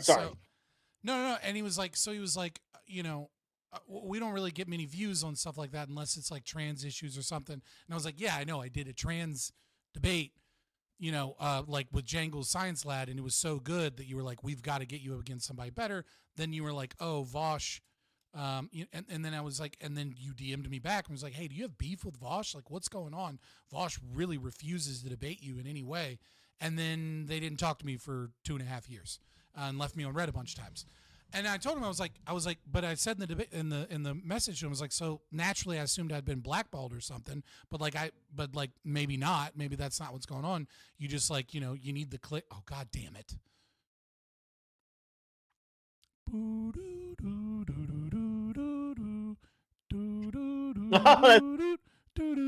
There we are. because I could So literally told him- watch it on my screen over there. It's in the software, so That's I may fair need enough. an update or something. Whatever. So I told him I was like, but he was like, but mostly what we do is like where we get good views and stuff is the religion debates because that's where we start and stuff. And I was like, you do know, by the way, that I'm an objectivist and I'm probably one of the only right wingers you could bring on that would argue a right wing objectivist full logic that isn't a behavioral humanist lefty guy that would argue against Christians and Muslims for atheism, right? Like. I'm not just an ANCAP that only does politics. Like, I can go through that debate. And then, yeah, so he left me on red. So I was like, you basically DM'd me to be like, hey, man, get some better clout. And then I'm like, all right, cool, Well, I guess. I haven't been blackballed. Yeah. I just So don't here's bring what in the numbers. here's what he told me is that it's hard for him to go to somebody that has a big following to debate somebody that has a smaller following and get and knowing that they're probably going to get trashed. He knows you're a good debater. He understands that you're going to probably destroy whoever they put against you, and those people aren't willing right now currently to. There's nothing in it for them. There's nothing in it for like them to get trounced by a small guy that's not going to bring them in views. And I told it. So he told me the same thing about religion. So he's basing this off of some, I think, flawed data. I said, you're much better off, instead of debating religion, you're much better off to debate issues and positions or prompts, right? Like, in that way, you're not putting Christianity against Muslim. Who cares? Nobody cares about that argument anymore. You're much better to say, give a prompt that you can define through a Christian worldview, or you can have a secular worldview or whatever. And that's what's working for Andrew. That's why he's building this massive. So just real quick, Stacy Pastry said, some asshole said you got a $25. So I'm keeping up to my word and will subtract from future donations. And then she donated $50. So she's just calling out your chat for saying they can match. I know. Calling out ZT Den. So but you gotta be $50 there, buddy, in his chat. Well, ZT Den's a girl, so is Stacy Pastry. So apparently the girls. So it's girl on girl crime. It's girl on girl violence right now. So lesbians do have the highest rates of domestic violence. Just saying. Yeah, so it's an interesting thing. It's like not really. Rob has such a reputation, and as do you, for absolutely destroying the person opposite you, that they're having trouble getting people to debate you or finding people that are willing to sit across a table from you. I'm trying to fix that. I don't believe that. I think that there's other guys out there, and I don't know that. I keep making the point to him that in terms of people watching, people are paying money to see that debate live. I didn't watch any of the debates when I was at DebateCon, except for the ones that Andrew, and I watched most of the political ones in person. Mm-hmm. Now, maybe online that's different. Having the political debates on Sunday when people go to church is probably weird, but that is funny. Well, it's just like look, there are also small lefty guys that you should bring on too. Like Non-Fon is a good example. Like that's a young Non-Fon is a great example. You know what I mean? Like that's a guy that deserves it doesn't, like, you don't need, just because I'm a good debater doesn't mean that you need to match me up with like Vosh on a letter card or something. Like you can also do small debates and just do them more frequently and have other things. I don't, maybe they're worried that it'll upset them in the YouTube metrics or something, but I don't know. Yeah, that's the thing. It's all about, he's all about the analytics. He's all about the numbers. And what I'm trying to tell him is that, okay, you can have that. We'll have a main stage where you have 10 guys over there duking it out in 5 debates, but let's have 3 smaller stages where I get you and Non-Fon to debate, conservatism versus liberalism. It was like we could do like we did a debate on Admiral Gibbs on socialized healthcare. You know what I mean? Like that was a good debate. Yeah, that's a You know what I mean? hell of a Like, debate.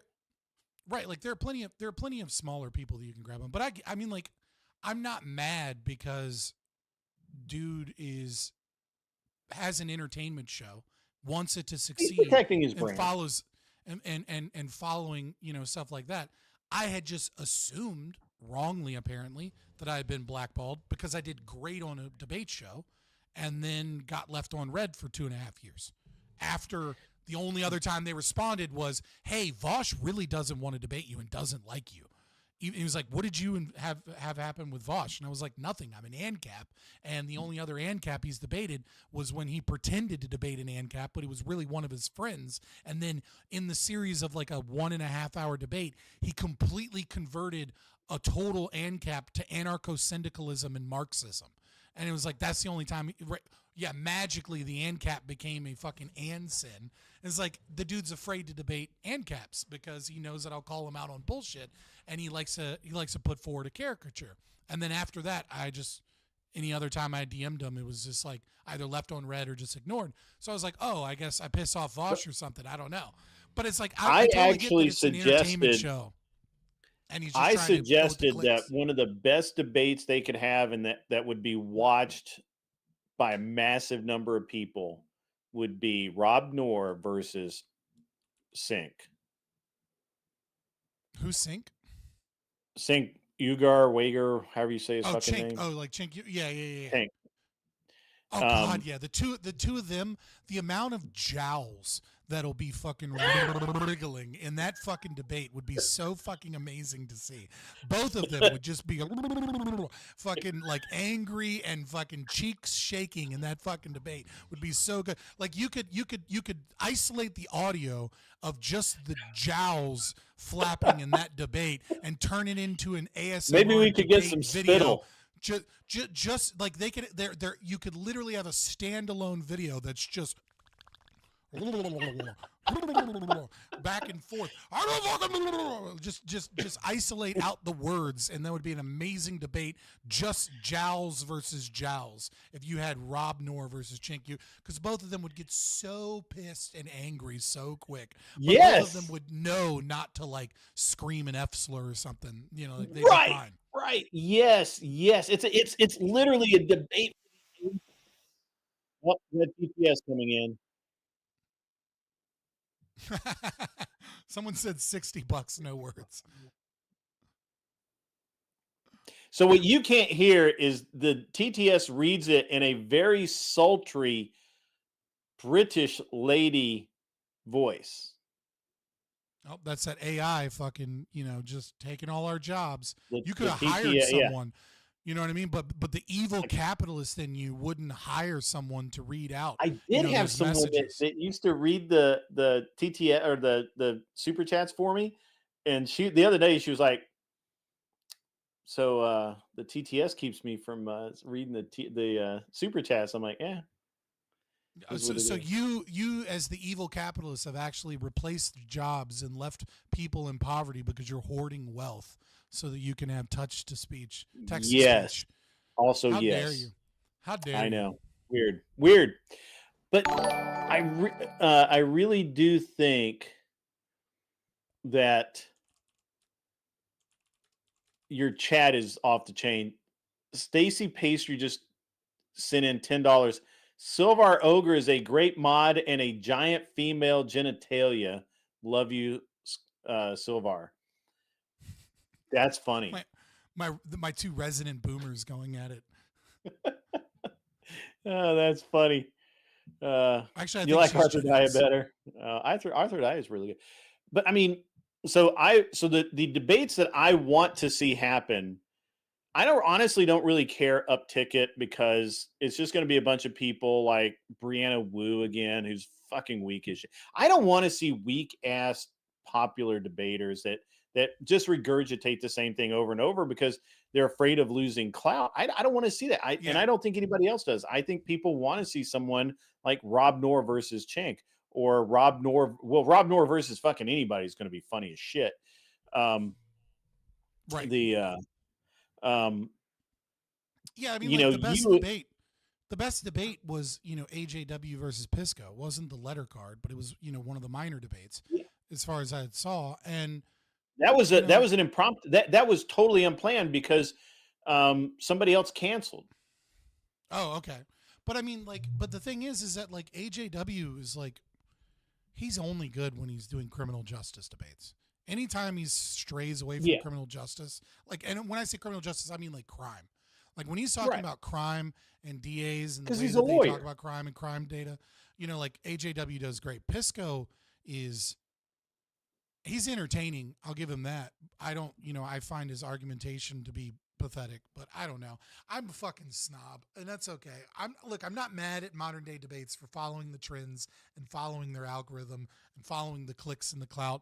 I don't know that that's a good long-term solution for their growth or for them to do that, but maybe it is. Maybe we're both wrong, right? Maybe we're both too white-pilled and we're too much in it for the love of the game, and we just don't realize that the midwits like the same popular people and they show up for the same popular people, and we're over here trying to do this, it's going to be so much better if we do it like this. But at the end of the day, people come for name recognition and for clout, and that's just how the game actually is played. And he's right and we're wrong, and I just got to get bigger, and that's fine. Tell me that. And he DM'd and he kind of told me that, and that's fine. But I was but don't tell me but the religion debates. It's dude, I'll debate any of your fucking Christian apologetics as a right winger right now. And I'll go through why free will can be derived from existence exists, and why we can do that from cognition and volition and, the law of identity, and not be consequentialism, humanism. Don't you value fucking, good things over the bad things? What I'm going to propose that debate this on modern day week, debates 100 times though. It's just it's boring to me. What I want to propose this week is we do have an up ticket. He can have his 5 or 10 mainstream major debates. I want to have a separate room, maybe 2, where we have down ticket debates. When would it be? It's going to be the 1st of October in Nashville. Not the 1st. October. I mean, it'll be that first week or so. I'll definitely go, because that's I'm not going to give you the exact date, but I'll say that's within 15 days of my birthday too. Oh, nice. So so what I want to do is I want to have a room where we can have an impromptu debates, but also a room where we have down ticket debates.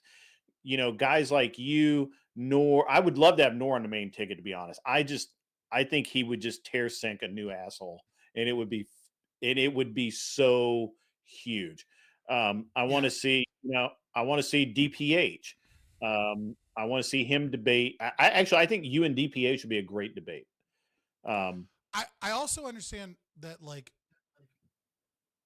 it's difficult to book me, and I recognize that for debaters. It's difficult to book me because you have. Oh, you got things going on. And well, no, I don't mean that. I mean you have to DM me and be what's your position on this? Because somebody like Rob Noor, you can guarantee is going to be, or not guarantee, but you can usually say he's going to take what the side that most Republicans are taking. Sure. And I'm an ANCAP. So it's I might be fucking, you know what I mean? You have to DM me and be what's your position on Israel-Palestine? What's your position on drug legalization in this way? And then there's a lot of bad assumptions that bookers have, and they won't even DM me because they'll be oh, he thinks this, because they don't actually understand what ANCAPs believe.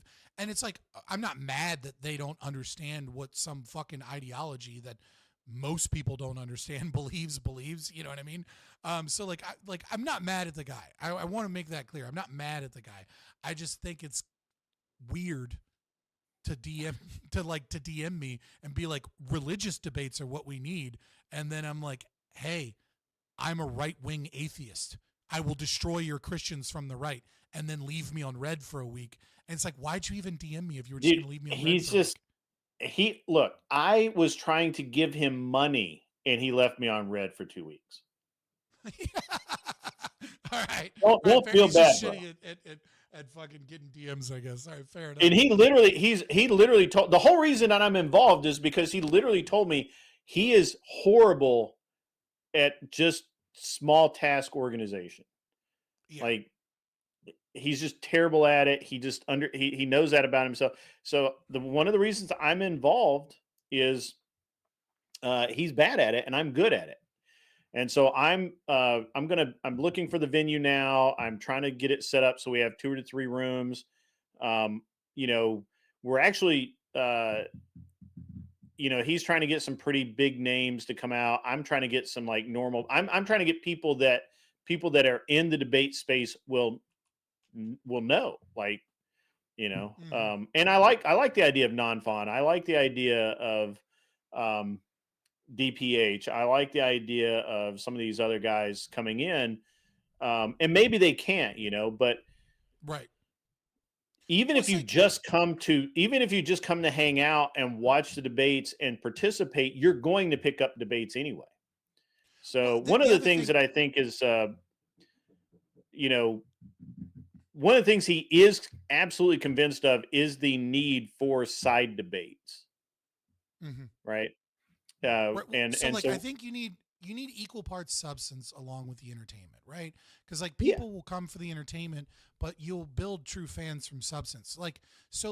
And sometimes I think you gotta find people that aren't that good, except for in a very specific domain, right? So like somebody like Corey Campbell. Corey Campbell's not a great debater on a panel. He does better on in 1v1 conversations, but even still, he can be kind of boring. But if you get this guy to talk about pharmaceutical IP, he's 10 out of 10. He is he's in a PhD program as a microbiologist. He has strong opinions on IP and stuff. And that's why you need somebody, you need to pay somebody if you're going to be as big as Modern Day Debates that looks out for shit like that and goes, okay, I'm doing it for free. Right, but regardless, right? Like if they were, so there's a new coronavirus, a MERS-based virus being studied in the Wuhan Institute of Virology right now. They just decided that they were going to move a MERS virus, which Middle Eastern Respiratory Syndrome, and this was recently uncovered, right? And they're going to move it to hybridized mice, which is mice that have human DNA in them to see how and make a virus that is specifically targeted towards interaction with human DNA with a new Middle Eastern Respiratory Syndrome virus that they've created in a lab. You want to have a conversation or a debate about that? Have fucking Corey Campbell on. Because Corey Campbell might not be the greatest debater in a lot of areas and he might not bring a lot of clout, but that would be an amazing debate. But you can't have that as your main ticket. It's a niche thing and it's not going to bring in a lot of views.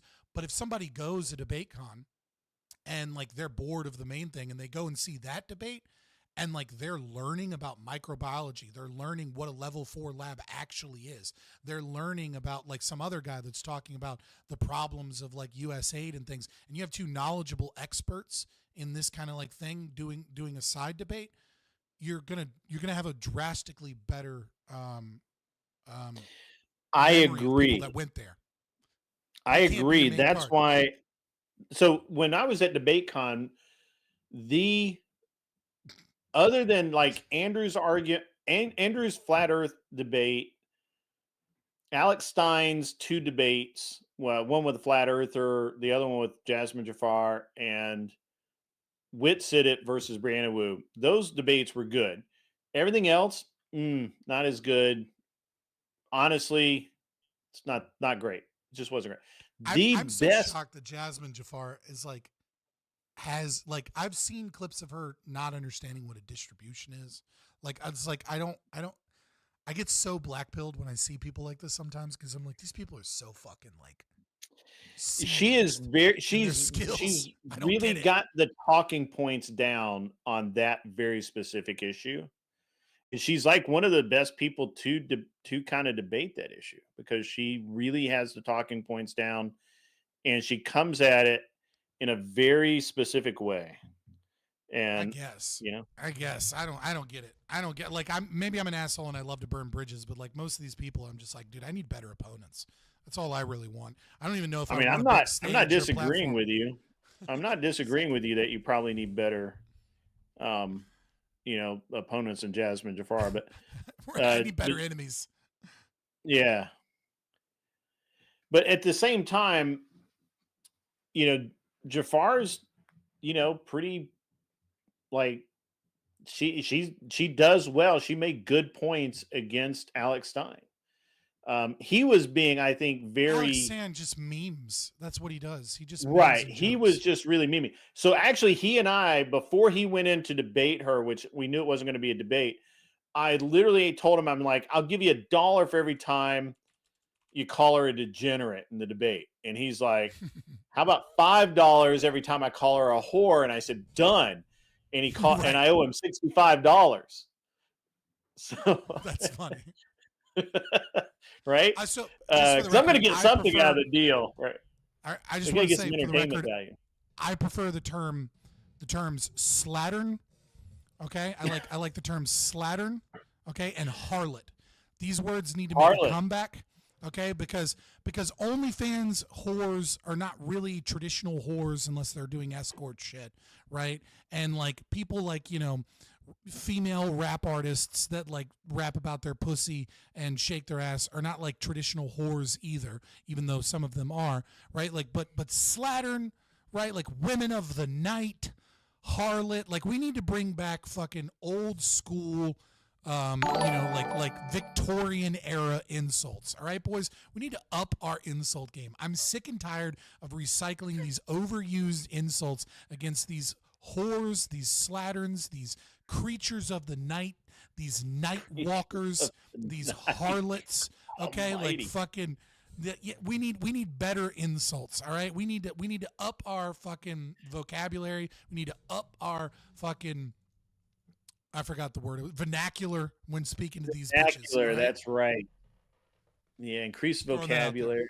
Strumpet's a good one. I like strumpet. Strumpet's fun. Yep. I agree. So anyway, I'm going to do the best I can to have what I consider, you know, I don't consider Alex Stein a mainstream debater. I don't see him every couple of days debating an issue with somebody. I see him making jokes on the internet, right? Sure, he's a personality. He's a personality. He belongs there. He belongs at DebateCon, for sure. But I see you every week. I think Alex Stein should not be debating. I think Alex Stein should be hosting. And when I mean hosting, I mean like Alex I Stein, agree. Alex Stein introducing the topic and putting jokes in and memeing and like making fun of both of the debate opponents, like as they come onto the stage, and then like giving like a couple of like ideas about it to like get the debate started, not moderating, but just like as like a speaker that introduces people. Like it's like, you know what I mean? Like, I know some of you have heard of, you know, Rob Knorr and Cenk Uygur. This is a battle of the bulges. Absolutely. I don't know if the stage can take this much weight from these two titans, you know, and then you're like, oh shit, he's making a bunch of fat jokes, right? Like, and just like whatever it is, you know, and like and doing that and hyping people up right before the debate I agree with that. I'll rate is so I think so. One of the things I want to try and do, I'm going to try and find money in the budget to have kind of an analyst. $2 comes in from Anson Knowles. Grid's channel is better than Scott's. I mean, he just donated $2 to my channel and said Scott's channel is better than Grid's. Yeah, he's just trying to start shit. Listen, it's almost it's 11:30 at night on the East Coast, and Stacey Pastry said, you should go to bed, Fabian Liberty, before you cost me more money. I gotta fucking like de-wind and then get ready to have the kids over this weekend. All right, man. You have a great rest of your evening, sir. I'm going to go to bed myself. I've been trying to talk to you on Discord about the DebateCon thing, but you're very hard to nail down on Discord. So because you're don't say that. Don't say that publicly. All right, like don't let. I'm trying to get people to join my Discord, and he's like, he's never fucking there. No, in the Discord, I think you do actually pretty well. It's in the when I message you, it's like he'll get to it whenever he gets to it. Look, I'm super ADHD, and then a lot of times I'll have my kids over or something, and so my son is autistic, nonverbal, and he's starting to speak, but I like pick him up from ABA therapy a lot, which like this is my next week is like my last week doing that, because his stepdad is like getting a new job, so he can pick them up, and it's easier that way. But regardless, so like a lot of times I'm like out, with him, or I'm doing other stuff, or like I have the kids, and then I'll read the DM, which then leaves it to where it's no longer showing up as like a Discord TM, as like an unread message. And I leave people unread all the time in that regard. I'm better with Twitter DMs. I'm gonna be honest with you. I'm way better with Twitter DMs because there's so much happening in Discord. I have like 7 billion notifications on Discord from all the servers and shit. It's like too much. But yeah, I'm gonna go to bed. I'm sorry. I'll try and be better about that. It's But all no good, man. It's all promises. good. I'm just giving you a little bit of crap because I can. It's been a great conversation. Really, really enjoy it. This I think is the second or third time that we've talked. Always a great time for me. And Myself as well. like You're a I good said, springboard. you're lucky. You were fortunate you missed out on Prime K's, whatever last week. I ended up leaving early. I went over to another debate channel and I had to listen to this gematria guy ramble on the fuck forever and not say anything. So it was a big L. Monday night was a big L for me. Like I did not have the fun that I wanted to have. That was weird. Fabian dropped off there, but that time Yeah, it's the that software. was weird. It's a software issue. I'm gonna uninstall, reinstall. I may have fucked something up. Who knows? But it's been a great conversation. We've been shouting out your channel in the chat so people know where to go to find Appreciate you. But Just go Fabian ahead, Liberty. throw out the I last don't- words and let's move on. Yeah, I'm an anarcho-capitalist. I'm a hardcore libertarian. Yeah, you can just search Fabian Liberty. I don't have a name like Grid One Motorsports that brings up 1,000 different things. If you just search Fabian Liberty, you'll find me. Despite you having a channel size that's like 5 times bigger than mine, I'm way more searchable. All right, like Oh yeah, that's because I only got an unreasonable man is what'll bring me right up. even still, there's a lot. It's that too comes much up with typing, that. right? It's just too much Yeah, typing. there you go. So, I love you. I appreciate you. I love these conversations. I'm going to get some food. Yeah, it's great. Get out of here and decompress. But we should do this more often. And pretty soon, I'll probably be streaming a lot more regularly once I'm You said that 3 not months picking ago. up. Well, no, my schedule's opening up because I'm not picking my son up from daycare. So, or from ABA therapy. Sorry. Yeah. Man, it's always a pleasure having you. Really is, actually. And I really get a lot out of these, And the interesting thing is that I've learned that if I just let you talk and I just sit here quietly, you will eventually stop talking and then I can talk and you don't interrupt me. And it's great. So, because I've noticed that other people make the mistake of trying to interrupt you and you just, no. It's very funny. I love it. It's great. This is the worst compliment I've ever received, but I appreciate it nevertheless. But I'm just being honest, right? Like I'm just being honest. Not wrong. You're not wrong. I'm just being honest. It's great. I love having you on the show, and we've got to have you back again way sooner than previously. And I just want everybody to have a great night. Your audience, my audience, everybody have a great night. You're all great. All right. Well, it's the East Coast, and the night only has 26 minutes left on it, so I'm gonna leave. Yeah, go away. Leave me alone. All right, peace, brother. I'll talk to you soon. All right, see you, man. Everyone, I'm out of here as well. It's. I thought this was going to be a very, very short stream. Why is it still on this one?